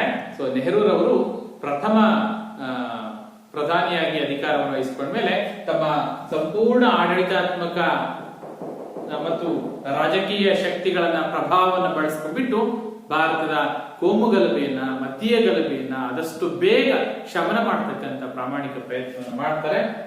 ಆನಂತರದಲ್ಲಿ ಈ ಕೋಮು ಗಲಭೆಗಳಿಂದ, ಮತೀಯ ವಾದಗಳಿಂದ ಆದಂತಹ ಪರಿಣಾಮಗಳನ್ನ ಮನಗಂಡಿರ್ತಕ್ಕಂಥವರು ಜಾತ್ಯತೀತ ನಿಲುವನ್ನ ಹೊಂದಬೇಕು ಅನ್ನೋ ನಿಟ್ಟಿನಲ್ಲಿ ಆಲೋಚನೆಯನ್ನು ಮಾಡ್ತಾರೆ. ಇವನ್ನ ಸಂವಿಧಾನದ ಆಶಯ ಕೂಡ ಅದೇ ಆಗಿದೆ. 1950ರಲ್ಲಿ ಭಾರತದ ಸಂವಿಧಾನ ಜಾರಿಗೆ ಬಂದಾಗ ಭಾರತ ಒಂದು ಸಾರ್ವಭೌಮ ರಾಷ್ಟ್ರ ಅಂತ ಹೇಳ್ತೀವಿ, ಅದರಲ್ಲಿ ಜಾತ್ಯತೀತ ಅನ್ನೋ ಅಂಶವನ್ನು ಸೇರ್ಪಡೆ ಮಾಡಿರಲಿಲ್ಲ. ಆ ನಂತರದಲ್ಲಿ ಅದನ್ನ ಭಾರತದ ಸಂವಿಧಾನಕ್ಕೆ ತಿದ್ದುಪಡಿ ಮಾಡಿಬಿಟ್ಟು ಒಂದು ಜಾತ್ಯತೀತ ಸಮಾಜವಾದಿ ರಾಷ್ಟ್ರ ಅಂತ ಅದಕ್ಕೆ ಸೇರ್ಪಡೆ ಮಾಡ್ತಾ ಇದ್ರು. ಸೊ ಜಾತ್ಯತೀತ ನಿಲುವು ಬೆಳವಣಿಗೆಯಾಗಿದೆ. ಭಾರತ ಒಂದು ಜಾತ್ಯತೀತ ರಾಷ್ಟ್ರ ಆಗಿದ್ದು ಈ ಕಾರಣಕ್ಕಾಗಿ ಮತೀಯ ಗಲಭೆಗಳನ್ನ ತೊಡೆದು ಹಾಕಬೇಕು ಅನ್ನೋ ಕಾರಣಕ್ಕಾಗಿ ಭಾರತ ಸಂವಿಧಾನ ಭಾರತದ ಪ್ರತಿಯೊಬ್ಬ ಪ್ರಜೆಗೂ ಕೂಡ ಏನು ಅವಕಾಶ ಕೊಟ್ಟಿದೆ ಅಂತ ಹೇಳಿದ್ರೆ ಧರ್ಮವನ್ನ ಒಂದು ಖಾಸಗಿ ವಿಷಯವನ್ನಾಗಿ ಮಾಡ್ಬಿಟ್ಟಿದೆ. ಪ್ರತಿಯೊಬ್ಬ ವ್ಯಕ್ತಿಯು ತನಗೆ ಇಷ್ಟ ಬಂದ ಧರ್ಮವನ್ನ ಆಚರಣೆ ಮಾಡಬಹುದು. ಇಲ್ಲಿ ಯಾವುದೇ ಕಟ್ಟುಪಾಡುಗಳಿಲ್ಲ. ಭಾರತದಲ್ಲಿ ಪ್ರತಿಯೊಬ್ಬ ವ್ಯಕ್ತಿಯು ತನಗಿಷ್ಟ ಬಂದ ಧರ್ಮವನ್ನ ಆಚರಿಸಲಿಕ್ಕೆ ಅವನಿಗೆ ಸ್ವಾತಂತ್ರ್ಯ ಇದೆ. ಆದ್ರೆ ಆ ಸಂದರ್ಭದಲ್ಲಿ ಏನಾಗ್ಬೇಕು, ಬೇರೆಯವರ ಧಾರ್ಮಿಕ ಆಚರಣೆಗಳಿಗೆ ಧಕ್ಕೆಯಾಗದಂತೆ ತೊಂದರೆ ಮಾಡಬಾರ್ದು.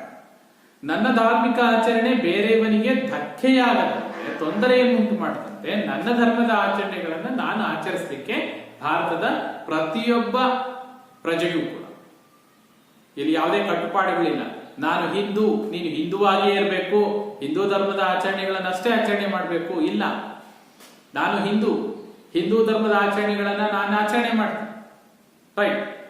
ನನ್ನ ಸಹೋದ್ಯೋಗಿನೋ ಅಥವಾ ನಮ್ಮ ಪಕ್ಕದ ಮನೆಯಲ್ಲೋ ಮುಸ್ಲಿಮ್ರಿದ್ದಾರೆ, ಸೊ ಮುಸ್ಲಿಮರ ಹಬ್ಬಗಳಲ್ಲಿ ಭಾಗಿಯಾಗ್ತೀಯಾ, ಯಾವುದೇ ರೆಸ್ಟ್ರಿಕ್ಷನ್ ಇಲ್ಲ. ನನಗೆ ಹಿಂದೂ ಧರ್ಮ ಇಷ್ಟ ಆಗ್ತಾ ಇಲ್ಲ, ಬೌದ್ಧ ಧರ್ಮಕ್ಕೆ ಹೋಗ್ತೀನಿ, ಮತಾಂತರ ಆಗ್ತೀನಿ, ಹಾಗೂ ತೊಂದರೆ ಇಲ್ಲ. ಇಸ್ಲಾಂ ಧರ್ಮದಿಂದ ಹಿಂದೂ ಧರ್ಮಕ್ಕೆ ಬರ್ತೀನಿ, ಹಿಂದೂ ಧರ್ಮದಿಂದ ಕ್ರೈಸ್ತ ಧರ್ಮಕ್ಕೆ ಹೋಗ್ತೀನಿ. ಯಾವುದೇ ಧರ್ಮಕ್ಕೆ ತನಗಿಷ್ಟ ಬಂದ ಧರ್ಮವನ್ನ ಅನುಸರಿಸುವ, ಇಷ್ಟ ಬಂದ ಧರ್ಮದ ಧಾರ್ಮಿಕ ಆಚರಣೆಗಳನ್ನ ಆಚರಿಸಲಿಕ್ಕೆ ಭಾರತ ಸಂವಿಧಾನದಲ್ಲಿ ಪ್ರತಿಯೊಬ್ಬ ವ್ಯಕ್ತಿಗೂ ಅವಕಾಶ ಮಾಡಿಕೊಟ್ಟಿದ್ದಾರೆ. ಕಾರಣ ಧರ್ಮವನ್ನ ಒಂದು ಖಾಸಗಿ ವಿಷಯವನ್ನಾಗಿ ಮಾಡಿರ್ತಕ್ಕಂಥದ್ದು. ಸೊ ಇಲ್ಲಿ ನಾವು ಪ್ರಮುಖವಾಗಿ ತಿಳ್ಕೊಂಡಿರ್ತಕ್ಕಂಥ ಅಂಶಗಳನ್ನ ನಾವು ನೋಡ್ತಾ ಬಂದ್ರೆ, ಫಸ್ಟ್ ಸ್ವತಂತ್ರೋತ್ತರ ಭಾರತ ಅಂತ ಬಂದಾಗ ದೇಶ ವಿಭಜನೆಯಿಂದ ಆಗಿರ್ತಕ್ಕಂಥ ಪರಿಣಾಮಗಳನ್ನ ಕುರಿತು ನಾವು ಅಭ್ಯಾಸ ಮಾಡ್ತೀವಿ. ಅದರ ನಂತರದಲ್ಲಿ ಮತೀಯ ಗಲಭೆಗಳು ಅಂತ ಬರುತ್ತೆ. ಸೊ ಮತೀಯ ಗಲಭೆಗಳು ಹೇಗೆ ಭಾರತದ ಸವಾಲಾಗುತ್ತೆ, ಸೊ ಏನು ಬೆಳವಣಿಗೆಗಳಾಯ್ತು ಆ ಸಂದರ್ಭದಲ್ಲಿ ಮತೀಯ ಗಲಭೆಗಳನ್ನ ಹೇಗೆ ಕಡಿಮೆ ಮಾಡ್ತಕ್ಕಂಥ ಪ್ರಯತ್ನವನ್ನ ಮಾಡ್ತಾ ಹೋದ್ರು ಅನ್ನೋದನ್ನ ಅಭ್ಯಾಸ ಮಾಡ್ತೀವಿ. ನೆಕ್ಸ್ಟ್ ಬಂದ್ಬಿಟ್ಟು ನಿರಾಶ್ರಿತರ ಸಮಸ್ಯೆ. ನಿರಾಶ್ರಿತರ ಸಮಸ್ಯೆ ಬಹುದೊಡ್ಡ ಸವಾಲಾಗಿತ್ತು ಭಾರತ ಸರ್ಕಾರಕ್ಕೆ. ನೆಹರೂರವರು ಭಾರತದ ಪ್ರಧಾನಿಯಾಗಿ ಅಧಿಕಾರ ವಹಿಸಿಕೊಂಡಾಗ ಮೊದಲು ಬಹುಸಂಖ್ಯಾತರ ಸಮಸ್ಯೆ ಆಗಿದ್ದುದು ನಿರಾಶ್ರಿತರ ಸಮಸ್ಯೆ. ಕೋಮು ಗಲಭೆಯ ಜೊತೆಗೇನೆ ನಿರಾಶ್ರಿತರ ಸಮಸ್ಯೆಯನ್ನ ಎದುರಿಸ್ತಕ್ಕಂಥದ್ದು ಭಾರತದ ಬಹುದೊಡ್ಡ ಸಮಸ್ಯೆ ಆಗಿತ್ತು. ಯಾಕೆಂದ್ರೆ ದೇಶ ವಿಭಜನೆಯಾದಂತಹ ಸಂದರ್ಭದಲ್ಲಿ ಈಗಾಗಲೇ ಹೇಳಿದಾಗೆ ದೇಶ ಭಾರತ ಮತ್ತು ಪಾಕಿಸ್ತಾನದ ನಡುವೆ ಹಂಚಿಕೆ ಆಗಿದೆ. ಅಂದ್ರೆ ಹಿಂದೂ ರಾಷ್ಟ್ರ, ಮುಸ್ಲಿಂ ರಾಷ್ಟ್ರವಾಗಿ ಹಂಚಿಕೆ ಆಗಿದೆ. ಸೊ ದೇಶದ ಪರಿಸ್ಥಿತಿ ಏನಾಗಿದೆ ಅಂತ ಹೇಳಿದ್ರೆ, ಪಾಕಿಸ್ತಾನ, ಪೂರ್ವ ಪಾಕಿಸ್ತಾನ ಮತ್ತು ಪಶ್ಚಿಮ ಪಾಕಿಸ್ತಾನ ಅಂತ ಎರಡು ಪ್ರತ್ಯೇಕ ಭಾಗಗಳಾಗಿ ಹಂಚಿಕೆಯಾಗಿದೆ. ಸೊ ಈ ಸಂದರ್ಭದಲ್ಲಿ ಹುಟ್ಟಿನ ನಾಡನ್ನ ಬಿಟ್ಟು, ಹುಟ್ಟಿದ ಊರನ್ನ ಬಿಟ್ಟು, ತನ್ನ ಎಲ್ಲ ಮನೆ ಮಠ ಆಸ್ತಿ ಎಲ್ಲವನ್ನು ತೊರೆದು ತನ್ನ ರಾಷ್ಟ್ರವನ್ನು ಆಯ್ಕೆ ಮಾಡಿಕೊಟ್ಟಿಗೆ, ಅಂದ್ರೆ ದೇಶ ವಿಭಜನೆಯಾದಂತಹ ಸಂದರ್ಭದಲ್ಲಿ ಪಾಕಿಸ್ತಾನದಲ್ಲಿದ್ದಂತಹ ಹಿಂದೂಗಳು ಭಾರತಕ್ಕೆ ಬರಲಿಕ್ಕೆ ಬಯಸಿದ್ರೆ ತನ್ನ ಜೊತೆ ಎಷ್ಟು ಸಾಧ್ಯನೋ ಅಷ್ಟು ಬಟ್ಟೆ ಬರೆಗಳನ್ನ ಹೊತ್ಕೊಂಡು ಬರ್ಬೋದು, ಬಿಟ್ರೆ ಮನೆ ಮಠಗಳನ್ನ ಹೊತ್ಕೊಂಡು ಬರ್ಲಿಕ್ಕೆ ಆಗಲ್ಲ, ಆಸ್ತಿ ಪಾಸ್ತಿಗಳನ್ನ ಹೊತ್ಕೊಂಡ್ ಬರ್ಲಿಕ್ಕೆ ಆಗಲ್ಲ. ಅಲ್ಲ, ನಂದು 100 ಎಕರೆ ಜಮೀನಿದೆ ಅಂತ ಹೇಳಿದ್ರೆ ಆ 100 ಎಕರೆ ಜಮೀನನ್ನು ಹೊತ್ಕೊಂಡ್ ಬರ್ಲಿಕ್ಕೆ ಆಗಲ್ಲ ಅಲ್ವಾ, ಮನೇನ ಹೊತ್ಕೊಂಡ್ ಬರ್ಲಿಕ್ಕೆ ಆಗಲ್ಲ.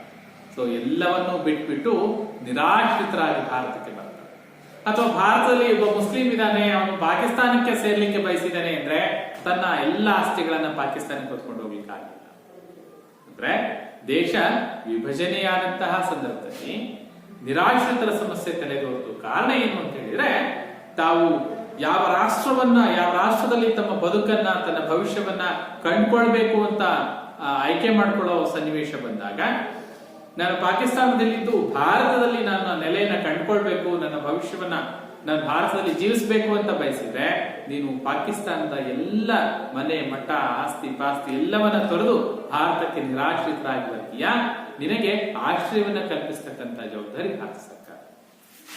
ಹಾಗೇನೆ ಭಾರತವನ್ನ ಬಿಟ್ಟು ನಾನು ಪಾಕಿಸ್ತಾನದಲ್ಲಿ ಹೋಗಿ ನೆಲೆ ಕಟ್ಕೊಳ್ತೀನಿ ಅಂದಾಗ ಭಾರತದಲ್ಲಿ ಎಲ್ಲ ಆಸ್ತಿ ಪಾಸ್ತಿಗಳನ್ನು ಬಿಟ್ಟು ಪಾಕಿಸ್ತಾನಕ್ಕೆ ನಿರಾಶ್ರಿತರಾಗಿ ಹೋಗುವಂತಹ ಸಂದರ್ಭ. ಸೊ ಹಾಗೆ ನೋಡಿದ್ರೆ ಪಾಕಿಸ್ತಾನದಿಂದ ಭಾರತಕ್ಕೆ ಬಂದ ನಿರಾಶ್ರಿತರೇ ಹೆಚ್ಚು. ಭಾರತದಿಂದ ಪಾಕಿಸ್ತಾನಕ್ಕೆ ಹೋದವರ ಸಂಖ್ಯೆ ಬಹಳ ಕಡಿಮೆ ಆಗಿತ್ತು.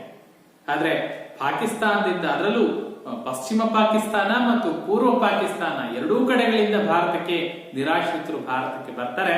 ಸೊ ಈ ನಿರಾಶ್ರಿತರ ಸಮಸ್ಯೆ ಎದುರಿಸ್ತಕ್ಕಂಥದ್ದು ಭಾರತಕ್ಕೆ ಬಹುದೊಡ್ಡ ಸವಾಲಾಗಿತ್ತು. ಎಷ್ಟು ಮಟ್ಟಿಗೆ ನಿರಾಶ್ರಿತರು ಬಂದ್ರು ಅಂತ ನೋಡಿದ್ರೆ ನೋಡಿ, 6 ಲಕ್ಷ ಮಿಲಿಯನ್ ಪಾಕಿಸ್ತಾನದಿಂದ ಭಾರತಕ್ಕೆ ನಿರಾಶ್ರಿತರಾಗಿ ಬಂದವರ ಸಂಖ್ಯೆ 6 ಲಕ್ಷ ಮಿಲಿಯನ್ ಜನ ಭಾರತಕ್ಕೆ ಬಂದ್ರು ಅಂದ್ರೆ ಈ ಸಂಖ್ಯೆ ತುಂಬಾ ಸಣ್ಣದಲ್ಲ ಮಕ್ಕಳೇ. ಯಾಕೆಂದ್ರೆ ಒಬ್ರೋ ಇಬ್ರೋ 100 ಜನನೋ ಆದ್ರೆ ಅವರಿಗೆ ಹೇಗೋ ವ್ಯವಸ್ಥೆಗಳನ್ನ ಮಾಡ್ಬೋದು ಅಲ್ವಾ. ನಮ್ಮ ಮನೆಗಳಲ್ಲಿ ಯಾರೋ ಒಂದು ಹಬ್ಬನೋ ಒಂದು ಕಾರ್ಯನೋ ಒಂದೇನೋ ಮಾಡಿದ್ವಿ ಅಂತಂದ್ರೆ ಬಂದವ್ರನ್ನ ನಿಭಾಯಿಸೋದು ಅಷ್ಟು ಕಷ್ಟ ಅಲ್ವಾ. ಅಷ್ಟು ಖರ್ಚು ವೆಚ್ಚಗಳೆಲ್ಲ ಬರುತ್ತೆ. ಅದು ಹೇಗೆ, ಅವ್ರು ಬಂದು ಫಂಕ್ಷನ್ ಅಲ್ಲಿ ಅಟೆಂಡ್ ಮಾಡ್ಕೊಂಡು ಊಟೋಪಚಾರ ಮಾಡ್ಕೊಂಡು ವಾಪಸ್ ಹೋಗ್ತಾರೆ. ಅಷ್ಟಕ್ಕೇನೆ ಅಷ್ಟೊಂದು ಖರ್ಚು ವೆಚ್ಚಗಳು ಬರುತ್ತೆ. ಅಂತ ಸಂದರ್ಭದಲ್ಲಿ ಎಲ್ಲವನ್ನೂ ತೊರೆದು ಭಾರತಕ್ಕೆ ಬಂದಾಗ ಅವರಿಗೆ ಊಟ ಬಟ್ಟೆ ಇಂದ ಹಿಡ್ಬಿಟ್ಟು ಅವರಿಗೆ ವಸತಿ, ಅವರಿಗೆ ಉದ್ಯೋಗ, ಪ್ರತಿಯೊಂದು ವ್ಯವಸ್ಥೆಯನ್ನು ಮಾಡಿಕೊಡ್ಬೇಕು ಅಂತಾದಾಗ ಭಾರತ ಸರ್ಕಾರಕ್ಕೆ ಅದು ಒಂದು ದೊಡ್ಡ ಸವಾಲಾಗಿತ್ತು. 6 ಲಕ್ಷ ಮಿಲಿಯನ್ ಜನ ಭಾರತಕ್ಕೆ ಬರ್ತಾರೆ. ಅದರಲ್ಲಿ ಪಶ್ಚಿಮ ಪಾಕಿಸ್ತಾನದಿಂದ ಬಂದಂತಹ ನಿರಾಶ್ರಿತರಿಗೆ 6 ಲಕ್ಷ ನಿರಾಶ್ರಿತರಿಗೆ 1951ರ ವೇಳೆಗೆ ಅವರಿಗೆ ಆಶ್ರಯದ ವ್ಯವಸ್ಥೆಯನ್ನ ಮಾಡ್ತಾ ಹೋಗ್ತಾರೆ. ಬಹಳ ಇಲ್ಲಿ ತೊಂದರೆ ಆಗಿದ್ದು ಎಲ್ಲಿ ಅಂತ ನೋಡಿದ್ರೆ, ಈ ಆಗಲೇ ನಾವು ಹೇಳಿ ಏನು ಮತೀಯ ಗಲಭೆಗಳು ಅಂತ. ಮತೀಯ ಗಲಭೆಗಳು ದಕ್ಷಿಣ ಭಾರತಕ್ಕಿಂತ ಉತ್ತರ ಭಾರತದಲ್ಲಿ ಹೆಚ್ಚಿನ ಪ್ರಮಾಣದಲ್ಲಿ ಕಂಡು ಬರುತ್ತೆ. ಯಾಕೆಂದ್ರೆ ಪಾಕಿಸ್ತಾನದಿಂದ ಭಾರತಕ್ಕೆ, ಭಾರತದಿಂದ ಪಾಕಿಸ್ತಾನಕ್ಕೆ ಹೋದಂತ ಬಹುತೇಕರು ಉತ್ತರ ಭಾರತದಲ್ಲಿ ಇರ್ತಕ್ಕಂಥ. ಸೊ ಈ ಸಂದರ್ಭದಲ್ಲಿ ಉತ್ತರ ಭಾರತದ ರಾಜ್ಯಗಳಲ್ಲಿ ಬಹುತೇಕ ಪಾಕಿಸ್ತಾನದಿಂದ ಬಂದಿರ್ತದ್ದು ಅವರು ಅಲ್ಲಿ ನೆಲೆಯನ್ನು ಕಂಡುಕೊಳ್ತಾ ಹೋಗ್ತಾರೆ. 1951 ಅಂದ್ರೆ ನೋಡಿ ಮಕ್ಕಳೇ, 47ರಲ್ಲಿ ಸ್ವತಂತ್ರ ಬಂತು ಅಂದ್ರೆ 48, 49, 50, 51 ಅಂದ್ರೆ ಸುಮಾರು 4 ವರ್ಷಗಳ ಕಾಲ ನಿರಾಶ್ರಿತರಿಗೆ ಆಶ್ರಯವನ್ನು ಒದಗಿಸಲಿಕ್ಕೆ ಯೋಜನೆಗಳನ್ನು ರೂಪಿಸುತ್ತೆ. ಅದೆಷ್ಟು ವೆಚ್ಚವನ್ನ ಮಾಡ್ತು ಸರ್ಕಾರ, ವೆಚ್ಚವನ್ನ ಹೇಗೆ ಸರಿದೂಗಿಸ್ತು, ಅವರಿಗೆಲ್ಲ ವಸತಿ ಕಲ್ಪಿಸುವ, ಅವರಿಗೆಲ್ಲ ಮನೆ ಕಟ್ಕೊಳ್ಳಿಕ್ಕೆ ಆಶ್ರಯವನ್ನು ಒದಗಿಸ್ತಕ್ಕಂಥ, ಅವರಿಗೆ ಉದ್ಯೋಗವನ್ನು ಒದಗಿಸ್ತಕ್ಕಂಥ, ಅವರಿಗೆ ಊಟೋಪಚಾರದ ವ್ಯವಸ್ಥೆಯನ್ನು ಮಾಡ್ತಕ್ಕಂಥ ಸೊ ಸಂಪೂರ್ಣ ಜವಾಬ್ದಾರಿ ಸರ್ಕಾರದ ಮೇಲೆ ಇತ್ತು. ಸೊ ಅದನ್ನ ಭಾರತ ಸರ್ಕಾರ ಯಶಸ್ವಿಯಾಗಿ ನಿಭಾಯಿಸಿತು. ಆದ್ರೆ ಬಹಳ ತಲ್ಲವಾಗಿದ್ದು ಯಾವಾಗ ಅಂತ ಹೇಳಿದ್ರೆ 51ರ ವೇಳೆಗೆ ಪಶ್ಚಿಮ ಪಾಕಿಸ್ತಾನದ ಮುಗಿದೋಗ್ಬಿಡ್ತು, ಎಲ್ರಿಗೂ ಆಶ್ರಯ ಕಲ್ಪಿಸಿ. ಆದ್ರೆ ಈ ಪೂರ್ವ ಪಾಕಿಸ್ತಾನ ಅಂತ ಏನಿತ್ತು ನೋಡಿ, ಇವತ್ತು ಅದನ್ನ ನಾವು ಬಾಂಗ್ಲಾ ಅಂತ ಕರಿತೀವಿ. ಪೂರ್ವ ಪಾಕಿಸ್ತಾನ ಏನು ಬಾಂಗ್ಲಾ ಇದೆ, ಈ ಬಾಂಗ್ಲಾದ ಸಮಸ್ಯೆ ಉಲ್ಬಣ ಆಗ್ತಾ ಹೋಗುತ್ತೆ, ಹೆಚ್ಚಳ ಆಗ್ತಾ ಹೋಗುತ್ತೆ ನಿರಾಶ್ರಿತರ ಸಮಸ್ಯೆ. ಅಂದ್ರೆ ಈ ಸಮಸ್ಯೆ 1951ರ ನಂತರವೂ ಕೂಡ ಪೂರ್ವ ಪಾಕಿಸ್ತಾನದಿಂದ ವಲಸೆ ಬರ್ತಕ್ಕಂಥವ್ರ ಸಂಖ್ಯೆ ಅದು ಮುಂದುವರ್ಕೊಂಡೇ ಹೋಗುತ್ತೆ.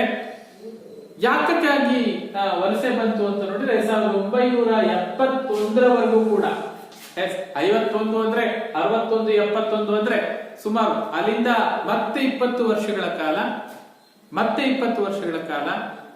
ನಿರಾಶ್ರಿತರಿಗೆ ಆಶ್ರಯವನ್ನು ಕಲ್ಪಿಸತಕ್ಕಂತ ಕೆಲಸವನ್ನ ಭಾರತ ಸರ್ಕಾರ ಮಾಡಬೇಕಾಗುತ್ತೆ. 1971ರಲ್ಲಿ ಬಾಂಗ್ಲಾ ವಿಮೋಚನಾ ಚಳವಳಿ ನಡೆಯುತ್ತೆ. ಅದಕ್ಕೆ ಭಾರತ ಬೆಂಬಲವನ್ನ ಕೊಟ್ಟಿರುತ್ತೆ ಕೂಡ. ಸೊ ಬಾಂಗ್ಲಾ ವಿಮೋಚನೆಯಾದಂತಹ ಸಂದರ್ಭದಲ್ಲಿ ಅಲ್ಲೂ ಕೂಡ 10 ಲಕ್ಷ ಜನ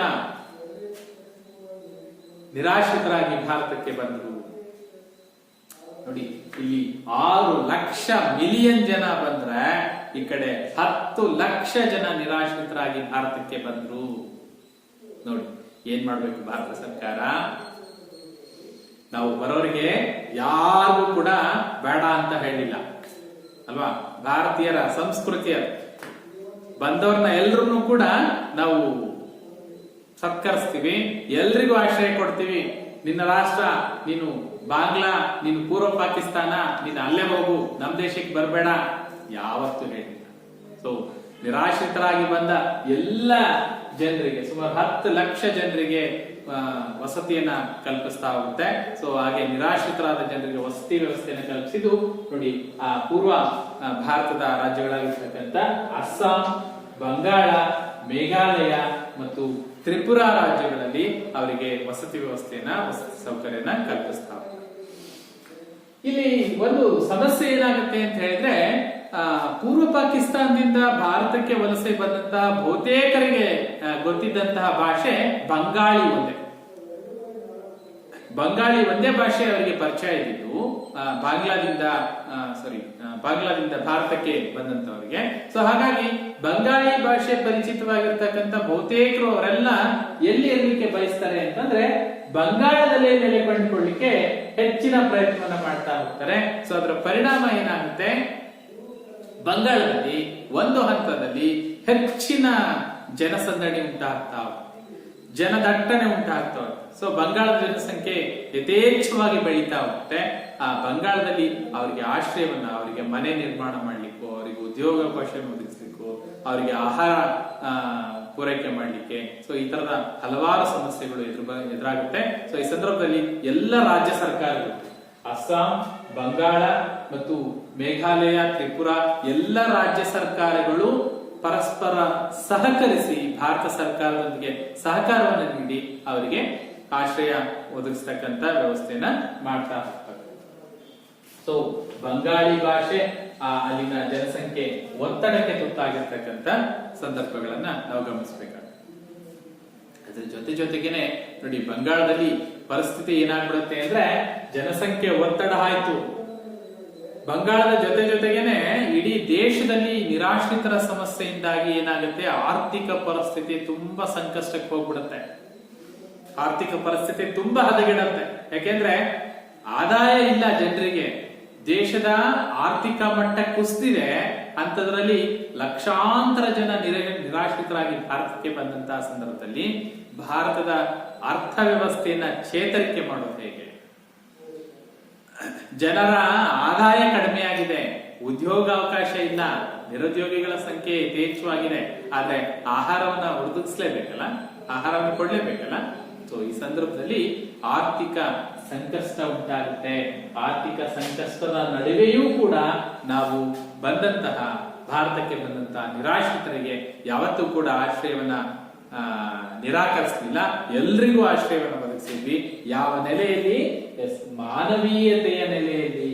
ಬಹಳ ಮುಖ್ಯ ಮಕ್ಕಳೇ ನೋಡಿ, ಇಂಥ ಆರ್ಥಿಕ ಸಂಕಷ್ಟದ ಸನ್ನಿವೇಶದಲ್ಲೂ ಕೂಡ ಎಲ್ಲ ನಿರಾಶ್ರಿತರಿಗೆ ಆಶ್ರಯವನ್ನ ಕೊಟ್ಟು ಮಾನವೀಯತೆಯನ್ನ ಮೆರೆದಂತಹ ರಾಷ್ಟ್ರ ಅದು ಭಾರತ. ಇವನ್ ಉತ್ತರದ ಕಡೆಯಿಂದ ನಿರಾಶ್ರಿತರು ಬರ್ತಾರೆ, ನೇಪಾಳದ ಕಡೆಯಿಂದ ನಿರಾಶ್ರಿತರು ಬರ್ತಾರೆ. ಯಾರು? ಟಿಬೆಟಿಯನ್ಸ್ ಅಂತ ಕೇಳಿದ್ರಲ್ಲ, ಟಿಬೆಟಿಯನ್ನರು. ಇದೆಲ್ಲ ಈ ಕಡೆ ಆಯ್ತು. ಎಲ್ಲಾಯ್ತು? ಉತ್ತರ ಭಾರತದಲ್ಲಾಯ್ತು, ಪೂರ್ವ ಭಾರತದ ರಾಜ್ಯಗಳಲ್ಲಾಯ್ತು. ನೋಡಿ, ನೆಕ್ಸ್ಟ್ ಬಂದ್ರೆ ಈ ಟಿಬೆಟಿಯನ್ನರು ಅಂತ ಬರ್ತಾರೆ. ಇದು ಭಾರತ ಮತ್ತು ನೇಪಾಳದ ಮಧ್ಯೆ ಟಿಬೆಟ್ ಅಂತ ಬರುತ್ತಲ್ಲ. ಸೊ ಟಿಬೆಟ್ ನಲ್ಲಿ ಆಗಿರ್ತಕ್ಕಂಥ ರಾಜಕೀಯ ಸಂಘರ್ಷದ ಪರಿಣಾಮ ಏನಾಗುತ್ತೆ, ಟಿಬೆಟ್ ನಿಂದ ಸುಮಾರು 1,20,000 ಜನ ಟಿಬೆಟಿಯನ್ನರು ನಿರಾಶ್ರಿತರಾಗಿ ಭಾರತಕ್ಕೆ ಬಂದ್ರು. ನೋಡಿ ಹೇಗಿದೆ, ಒಂದ್ ಕಡೆ ವಾಯುವ್ಯ ಭಾಗದಿಂದ ಪಶ್ಚಿಮ ಪಾಕಿಸ್ತಾನದಿಂದ ನಿರಾಶ್ರಿತರಾಗಿ ಬಂದಂತಹ 6 ಲಕ್ಷ ಮಿಲಿಯನ್ ಜನರಿಗೆ ಉತ್ತರದ ರಾಜ್ಯಗಳಲ್ಲಿ, ಭಾರತದ ಉತ್ತರದ ರಾಜ್ಯಗಳಲ್ಲಿ ವಸತಿ ವ್ಯವಸ್ಥೆಯನ್ನ ಮಾಡ್ತಾ ಹೋಗ್ತಾರೆ. ಈ ಕಡೆ ಪೂರ್ವ ಪಾಕಿಸ್ತಾನದಿಂದ ವಲಸೆ ಬಂದಿರತಕ್ಕಂತ 10 ಲಕ್ಷ ಜನರಿಗೆ 1971ರವರೆಗೂ ಕೂಡ ನಿರಾಶ್ರಿತರಿಗೆ ಸೌಲಭ್ಯಗಳನ್ನ ಕಲ್ಪಿಸ್ತಾ ಹೋಗ್ತಾರೆ. ಹಾಗೆ ಉತ್ತರದ ಕಡೆಯಿಂದ ಟಿಬೆಟ್ ನಿಂದ ಬಂದಿರತಕ್ಕಂತ ಸುಮಾರು 1,20,000 ಜನ ನಿರಾಶ್ರಿತರು ಟಿಬೆಟಿಯನ್ಸ್ ಭಾರತಕ್ಕೆ ನಿರಾಶ್ರಿತರಾಗಿ ಬಂದಂತಹ ಸಂದರ್ಭದಲ್ಲಿ 1960ರಲ್ಲಿ ಕರ್ನಾಟಕದಲ್ಲಿ ಮೈಸೂರು ಸರ್ಕಾರ ಅಸ್ತಿತ್ವದಲ್ಲಿ ಇರುತ್ತೆ. ಅವಾಗ ಈ ಮೈಸೂರು ಸರ್ಕಾರ ಈ ಟಿಬೆಟಿಯನ್ನರಾಗಿ ಟಿಬೆಟ್ ನಿಂದ ಬಂದಂತ ನಿರಾಶ್ರಿತರಿಗೆ ಆಶ್ರಯವನ್ನ ಒದಗಿಸುವ ನಿಟ್ಟಿನಲ್ಲಿ ಸುಮಾರು ಅವತ್ತಿನ ಮೈಸೂರು ಸರ್ಕಾರ 3,000 ಎಕರೆ ಪ್ರದೇಶವನ್ನ ನಿರಾಶ್ರಿತರಿಗೆ ಆಶ್ರಯವನ್ನ ಒದಗಿಸ್ಲಿಕ್ಕೆ ಜಾಗವನ್ನು ಮಂಜೂರು ಮಾಡುತ್ತೆ. ಮೈಸೂರು ಸರ್ಕಾರ ನಿರಾಶ್ರಿತರಿಗೆ ಆಶ್ರಯವನ್ನ ಒದಗಿಸುವ ನಿಟ್ಟಿನಲ್ಲಿ 3,000 ಎಕರೆ ಪ್ರದೇಶವನ್ನ ಮಂಜೂರು ಮಾಡುತ್ತೆ. ಅದರ ನಿಟ್ಟಿನಲ್ಲಿ ಸುಮಾರು ಮೈಸೂರು ರಾಜ್ಯದ ಬೈಲುಕೊಪ್ಪೆ ಅಂತ, ಇವತ್ತು ಕೂಡ ನೀವು ಮೈಸೂರಿಗೆ ಹೋದ್ರೆ, ಮೈಸೂರು ಪ್ರವಾಸಕ್ಕೆ ಹೋದ್ರೆ ಅಲ್ಲಿ ಒಂದು ಬೈಲುಕೊಪ್ಪೆ ಅಂತ ಬರುತ್ತೆ. ಆ ಬೈಲುಕೊಪ್ಪೆಗೆ ನೀವು ಭೇಟಿ ನೀಡಬಹುದು. ಅದನ್ನ ಟಿಬೆಟಿಯನ್ ಕ್ಯಾಂಪ್ ಅಂತ ಕರಿತೀವಿ. ಕರ್ನಾಟಕದಲ್ಲಿ 2 ಟಿಬೆಟಿಯನ್ ಕ್ಯಾಂಪ್ಗಳಿದೆ. ಒಂದು ಮೈಸೂರಿನ ಸಮೀಪದಲ್ಲಿರ್ತಕ್ಕಂಥ ಬೈಲುಕೊಪ್ಪೆ ಅಂತಕ್ಕಂಥದ್ದು ಬಹಳ ದೊಡ್ಡ, ಇವತ್ತಿಗೂ ಕೂಡ ಭಾರತದಲ್ಲೇ ಟಿಬೆಟಿಯನ್ನರ ಕೇಂದ್ರ ಅಂತ ಹೇಳಿದ್ರೆ ಅದು ಮೈಸೂರಿನ ಬೈಲುಕೊಪ್ಪೆ. ಮತ್ತೊಂದು ಮುಂಡುಗೋಡು ಅಂತ ಬರುತ್ತೆ, ಉತ್ತರ ಕನ್ನಡ ಜಿಲ್ಲೆಯಲ್ಲಿ ಬರುತ್ತೆ ಮುಂಡುಗೋಡು ಅಂತ ಹೇಳಿ. ಸೊ ಈ ಮುಂಡುಗೋಡು ಮತ್ತೆ ಬೈಲುಕೊಪ್ಪೆ, ಸೊ 2 ಕೂಡ ಟಿಬೆಟಿಯನ್ನರ ಪ್ರಮುಖ ಕೇಂದ್ರಗಳಾಗಿದೆ. ಅಲ್ಲಿ ಟಿಬೆಟಿಯನ್ಸ್ ಅವರ ದೇವಾಲಯಗಳನ್ನ ಕಟ್ಕೊಂಡಿದ್ದಾರೆ, ಅವರ ಶಿಕ್ಷಣ ಕೇಂದ್ರಗಳನ್ನು ಕಟ್ಕೊಂಡಿದ್ದಾರೆ. ನೀವು ಹೋಗಿ ನೋಡ್ಬೇಕು ಅವರ ಸಂಸ್ಕೃತಿಯನ್ನ. ಇವನ್ ಮೊದಲೇ ಬಹುಸಂಖ್ಯಾತ ಬಹುಧರ್ಮೀಯರ ನಾಡಾಗಿದ್ದಂತಹ ಭಾರತದಲ್ಲಿ ಬೇರೆ ಬೇರೆ ಸಂಸ್ಕೃತಿಯ ಬೇರೆ ಬೇರೆ ಧರ್ಮದ ಎಲ್ಲ ಜನರು ಕೂಡ ಭಾರತಕ್ಕೆ ಬಂದರು. ಇವನ್ ಟಿಬೆಟ್ ಮತ್ತು ಚೀನಾ ಮತ್ತು ಭಾರತದ ಸಂಬಂಧ ಇತ್ತೀಚಿನದಲ್ಲ ಅಲ್ವಾ. ಬೌದ್ಧ ಧರ್ಮ ಅಂತ ಏನ್ ಕರಿತೀವಿ, ಬುದ್ಧನ ಕಾಲದಿಂದಲೂ ಕೂಡ ಟಿಬೆಟ್, ಚೀನಾ ಮತ್ತು ಭಾರತದ ಒಡನಾಟ ಇರ್ತಕ್ಕಂಥದ್ದೇ. ಸೊ ಟಿಬೆಟಿಯನ್ಸ್ ಎಲ್ಲ ಫಾಲೋ ಮಾಡ್ತಕ್ಕಂಥದ್ದು ಬೌದ್ಧ ಧರ್ಮದ ಅಂಶಗಳನ್ನ, ಬುದ್ಧನ ಬೋಧನೆಗಳನ್ನ ಫಾಲೋ ಮಾಡ್ತಾ ಇರ್ತಕ್ಕಂಥ. ಇವತ್ತಿಗೂ ನೀವು ಟಿಬೆಟಿಯನ್ ಕ್ಯಾಂಪ್ಗಳಿಗೆ ಹೋದ್ರೆ ಅವರ ಗೋಲ್ಡನ್ ಟೆಂಪಲ್ಗಳಲ್ಲಿ ಇರ್ತಕ್ಕಂಥ ವಿಗ್ರಹ ಯಾವುದು ಅಂತ ನೋಡಿದ್ರೆ ಅದೇ ಬುದ್ಧನ ವಿಗ್ರಹ. ನೋಡಿರಲ್ಲ ಟಿಬೆಟಿಯನ್ಸ್ ಅವರ ಉಡುಗೆ ತೊಡುಗೆಗಳು ಭಿನ್ನವಾಗಿರುತ್ತೆ ಅಲ್ವಾ. ಮೆರೂನ್ ಕಲರ್ ಉಡುಪುಗಳನ್ನು ಧರಿಸ್ಕೊಳ್ತಾರೆ. ಅವ್ರು ನೋಡಿದ ತಕ್ಷಣ ಸುಲಭವಾಗಿ ಗೊತ್ತಿಡಿಬಹುದು ಅಲ್ವಾ ಟಿಬೆಟಿಯನ್ಸ್ ಅಂತ. ಟಿಬೆಟಿಯನ್ನರ ಧರ್ಮಗುರು ಒಬ್ಬ ಇದ್ದಾರೆ, ಯಾರು ಹೇಳಿ? ಟಿಬೆಟಿಯನ್ ಧರ್ಮಗುರು ದಲೈ ಲಾಮಾ ಅಲ್ವಾ. ಸೊ ಇದಿಷ್ಟು ನಿರಾಶ್ರಿತರ ಸಮಸ್ಯೆಗಳು ಅಂತ ಬಂದಾಗ, ನಿರಾಶ್ರಿತರಿಗೆ ಆಶ್ರಯವನ್ನ ಕಲ್ಪಿಸುವ ನಿಟ್ಟಿನಲ್ಲಿ ಭಾರತ ಸರ್ಕಾರ ಯಾವ ಕ್ರಮಗಳನ್ನ ಕೈಗೊಂಡಿದೆ. ನಿರಾಶ್ರಿತರ ಸಮಸ್ಯೆಗಳನ್ನ ಕುರಿತು ಬರೆಯಿರಿ ಅಂತ ಕೇಳಿದಾಗ ನಾವು ಎಲ್ಲೆಲ್ಲಿಂದ ಯಾವಾಗ ಎಷ್ಟು ಜನ ಭಾರತಕ್ಕೆ ಬರ್ತಾರೆ ಅವ್ರಿಗೆ ಎಲ್ಲಿ ಆಶ್ರಯವನ್ನ ಒದಗಿಸ್ತಕ್ಕಂಥ ಕೆಲಸವನ್ನ ಸರ್ಕಾರಗಳು ಮಾಡುತ್ತೆ ಅನ್ನೋದು ನೆನಪಲ್ಲಿದೆ. ಸೊ ಇವತ್ತಿನ ಕ್ಲಾಸ್ ಅಲ್ಲಿ ನಾವು ಏನನ್ನ ಅಭ್ಯಾಸ ಮಾಡಿದ್ವಿ, ಏನನ್ನ ತಿಳ್ಕೊಂಡ್ವಿ ಅಂತ ನೋಡ್ತಾ ಬಂದ್ರೆ, ಮೊದಲನೇದಾಗಿ ಇವತ್ತಿನ ಕ್ಲಾಸ್ ಅಲ್ಲಿ ದೇಶ ವಿಭಜನೆಯ ಸಂದರ್ಭದಲ್ಲಿ ಆಗಿರ್ತಕ್ಕಂಥ ಸಮಸ್ಯೆಗಳ ಪರಿಣಾಮ, ದೇಶದ ವಿಭಜನೆಯಿಂದ ಆದಂತಹ ಪರಿಣಾಮಗಳನ್ನ ಪಟ್ಟಿ ಮಾಡಿದ್ವಿ. ಸುಮಾರು ಒಂದು 6 ರಿಂದ 8 ಅಂಶಗಳನ್ನ ಪಟ್ಟಿ ಮಾಡಿದ್ವಿ. ಆ ಅಂಶಗಳನ್ನ ಮತ್ತೊಂದ್ಸರಿ ನೀಟಾಗಿ ಬರೆದ ಅಭ್ಯಾಸ ಮಾಡಿ. ಎರಡನೇದಾಗಿ ಮತೀಯ ಸಮಸ್ಯೆ, ಮತೀಯ ಗಲಭೆಗಳು ಅಂತ ಅಭ್ಯಾಸ ಮಾಡ್ತೀವಿ. ಏನು ಮತೀಯ ಗಲಭೆಗಳು ಅಂದ್ರೆ ಏನು? ಮತೀಯ ಗಲಭೆ, ನೀವು ಕೋಮುವಾದ ಅಂತ ಅಭ್ಯಾಸ ಮಾಡಿದ್ರಿ ಮಕ್ಕಳೇ. ಕೋಮುವಾದ ಏನು? ಅನ್ಯ ಧರ್ಮಗಳ ಬಗ್ಗೆ ಸೈರಣೆ ಇಲ್ಲದೆ ಇರತಕ್ಕಂತ ಮನೋಸ್ಥಿತಿಯನ್ನ ನಾವು ಕೋಮು ಗಲಭೆ ಅಂತ ಕರಿತೀವಿ. ಸೊ ಮತೀಯವಾದ, ಸೊ ಒಂದು ಧರ್ಮ ಮತ್ತೊಂದು ಧರ್ಮ ಅಂದ್ರೆ ಧರ್ಮಗಳ ನಡುವೆ ಇರತಕ್ಕಂತ ಸಂಘರ್ಷಗಳು ಮತೀಯ ಗಲಭೆಗಳಿಗೆ ಕಾರಣ ಆಗುತ್ತೆ. ಸೊ ದೇಶ ವಿಭಜನೆ ಆದಂತಹ ಸಂದರ್ಭದಲ್ಲಿ ಮತೀಯ ಗಲಭೆಗಳು ಯಾಕೆ ಉಂಟಾಯ್ತು, ಆ ಮತೀಯ ಗಲಭೆಗಳಿಂದ ಏನು ಪರಿಣಾಮಗಳಾಯ್ತು, ಆ ಮತೀಯ ಗಲಭೆಗಳನ್ನ ನಿವಾರಿಸಲಿಕ್ಕೆ ಭಾರತ ಸರ್ಕಾರ ಯಾವ ಕ್ರಮಗಳನ್ನ ಕೈಗೊಳ್ತಾ ಹೋಗುತ್ತೆ ಅನ್ನೋದನ್ನ ಅಭ್ಯಾಸ ಮಾಡಿದ್ವಿ. ಅನಂತರದಲ್ಲಿ ನಿರಾಶ್ರಿತರ ಸಮಸ್ಯೆಗೆ ಬಂದ್ರೆ, ನಿರಾಶ್ರಿತರ ಸಮಸ್ಯೆ ಬಹುದೊಡ್ಡ ಸಮಸ್ಯೆಯಾಗಿ ನಿರ್ಮಾಣ ಆಗಿತ್ತು. ಅದು ಸ್ವತಂತ್ರ ಬಂದಂತಹ ಸಂದರ್ಭದಲ್ಲಿ ದೇಶದ ಅರ್ಥವ್ಯವಸ್ಥೆ ಹದಗೆಟ್ಟಂತಹ ಸಂದರ್ಭದಲ್ಲಿ, ದೇಶದ ಆಡಳಿತ ವ್ಯವಸ್ಥೆನ ರೂಪಿಸಿಕೊಳ್ಬೇಕಾದಂತಹ ಒಂದು ಸಂದರ್ಭದಲ್ಲಿ ನಿರಾಶ್ರಿತರ ಸಮಸ್ಯೆ ಎಷ್ಟು ಮಟ್ಟಿಗಿತ್ತು, ಆ ಸಮಸ್ಯೆನ ಭಾರತ ಸರ್ಕಾರ ಹೇಗೆ ನಿಭಾಯಿಸಿತು ಅಲ್ವಾ. ಪ್ರಮುಖವಾಗಿ ಪಶ್ಚಿಮ ಪಾಕಿಸ್ತಾನದಿಂದ ಬಂದವರಿಗೆ ಎಲ್ಲಿ ಆಶ್ರಯ ಕಲ್ಪಿಸಿತು, ಪೂರ್ವ ಪಾಕಿಸ್ತಾನದಿಂದ ಬಂದಂತವರಿಗೆ ಎಲ್ಲಿ, ಹಾಗೇನೆ ಟಿಬೆಟಿಯನ್ಸ್ಗೆ ಕರ್ನಾಟಕದ ಮೈಸೂರಿನ ಬೈಲುಕೊಪ್ಪೆ ಪ್ರದೇಶದಲ್ಲಿ ಆಶ್ರಯವನ್ನು ಕಲ್ಪಿಸಿರ್ತಕ್ಕಂಥ ವ್ಯವಸ್ಥೆಗಳು. ಸೊ ಇಷ್ಟು ಅಂಶಗಳನ್ನ ನೀವು ಸರಿಯಾಗಿ ಅಭ್ಯಾಸ ಮಾಡಿ ಮಕ್ಕಳೇ. ಮತ್ತೊಂದ್ಸರಿ ನೀಟಾಗಿ ಟೆಕ್ಸ್ಟ್ ಬುಕ್ ಅನ್ನ ಓದಿ, ಟೆಕ್ಸ್ಟ್ ಬುಕ್ ಅಲ್ಲಿ ಇರ್ತಕ್ಕಂಥ ಅಂಶಗಳನ್ನ ಮನನ ಮಾಡ್ಕೊಳ್ಳಿ. ಅಭ್ಯಾಸವನ್ನ ನಿರಂತರವಾಗಿ ಮಾಡಿ. ಪರೀಕ್ಷಾ ದೃಷ್ಟಿಯಿಂದ ಪ್ರಮುಖವಾಗಿ ಪಾಯಿಂಟ್ಗಳನ್ನು ಬರ್ಕೊಂಡು ಅಭ್ಯಾಸ ಮಾಡಿ. ಸೊ ಇವತ್ತಿನ ಪಾಠಕ್ಕೆ ಸಂಬಂಧಪಟ್ಟ ಹಾಗೆ ನಾನೀಗೇನು ರಿಪೀಟ್ ಮಾಡಿದೆ ನಿಮಗೆ, ಅದಕ್ಕೆ ಸಂಬಂಧಪಟ್ಟ ಹಾಗೆ ಪ್ರಶ್ನೆಗಳನ್ನ ಹಾಕೊಂಡು ಆನ್ಸರ್ ಮಾಡಿ. ಫಸ್ಟ್ ಕ್ವಶನ್, ನಿಮಗೆ ಗೃಹಪಾಠಕ್ಕೆ ಮೊದಲನೇ ಪ್ರಶ್ನೆ, ದೇಶ ವಿಭಜನೆಯಿಂದ ಭಾರತದ ಮೇಲಾದ ಪರಿಣಾಮಗಳನ್ನು ತಿಳಿಸಿ. ದೇಶದ ವಿಭಜನೆಯಿಂದ ಭಾರತದ ಮೇಲಾದ ಪರಿಣಾಮಗಳನ್ನು ತಿಳಿಸಿ. ಅದನ್ನ ಪಾಯಿಂಟ್ ಮಾಡಿ ಬರೀತಾ. ಎರಡನೇದು, ಭಾರತದಲ್ಲಿ ಮತೀಯ ಸಂಘರ್ಷವನ್ನ ಕುರಿತು ಬರೆಯಿರಿ. ಮತೀಯ ಸಂಘರ್ಷವನ್ನ ಕುರಿತು ಬರೆಯಿರಿ ಅಂದ್ರೆ ಮತೀಯ ಸಂಘರ್ಷ ಉಂಟಾಗಲಿಕ್ಕೆ ಕಾರಣ ಏನು, ಅದರ ಪರಿಣಾಮ ಏನಾಯ್ತು, ಅದನ್ನ ಹೇಗೆ ನಿವಾರಣೆ ಮಾಡ್ತು ಸರ್ಕಾರ. ಮೂರನೇದು, ಭಾರತದಲ್ಲಿ ಸ್ವತಂತ್ರ ಬಂದಾಗ ನಿರಾಶ್ರಿತರ ಸಮಸ್ಯೆಯನ್ನ ಭಾರತ ಸರ್ಕಾರ ಹೇಗೆ ನಿಭಾಯಿಸಿತು. ನಿರಾಶ್ರಿತರ ಸಮಸ್ಯೆಯನ್ನ ಭಾರತ ಸರ್ಕಾರ ಹೇಗೆ ನಿಭಾಯಿಸಿತು. ಸೊ ಇಷ್ಟು ಅಂಶಗಳನ್ನ ಪ್ರಶ್ನೆಗೆ ಉತ್ತರಿಸಿ ಮುಂದಿನ ತರಗತಿಯಲ್ಲಿ ಉಳಿದ ಕಲಿಕಾಂಶವನ್ನು ಕುರಿತು ಅಭ್ಯಾಸ ಮಾಡ್ತಾ ಹೋಗ್ತೀವಿ. ನಿರಂತರವಾಗಿ ಓದ್ತಾ ಇರಿ. ಮುಂದಿನ ತರಗತಿಯಲ್ಲಿ ಮತ್ತೆ ನಿಮ್ಮನ್ನ ಭೇಟಿ ಮಾಡ್ತೀನಿ. ಅಲ್ಲಿವರೆಗೂ ಧನ್ಯವಾದ.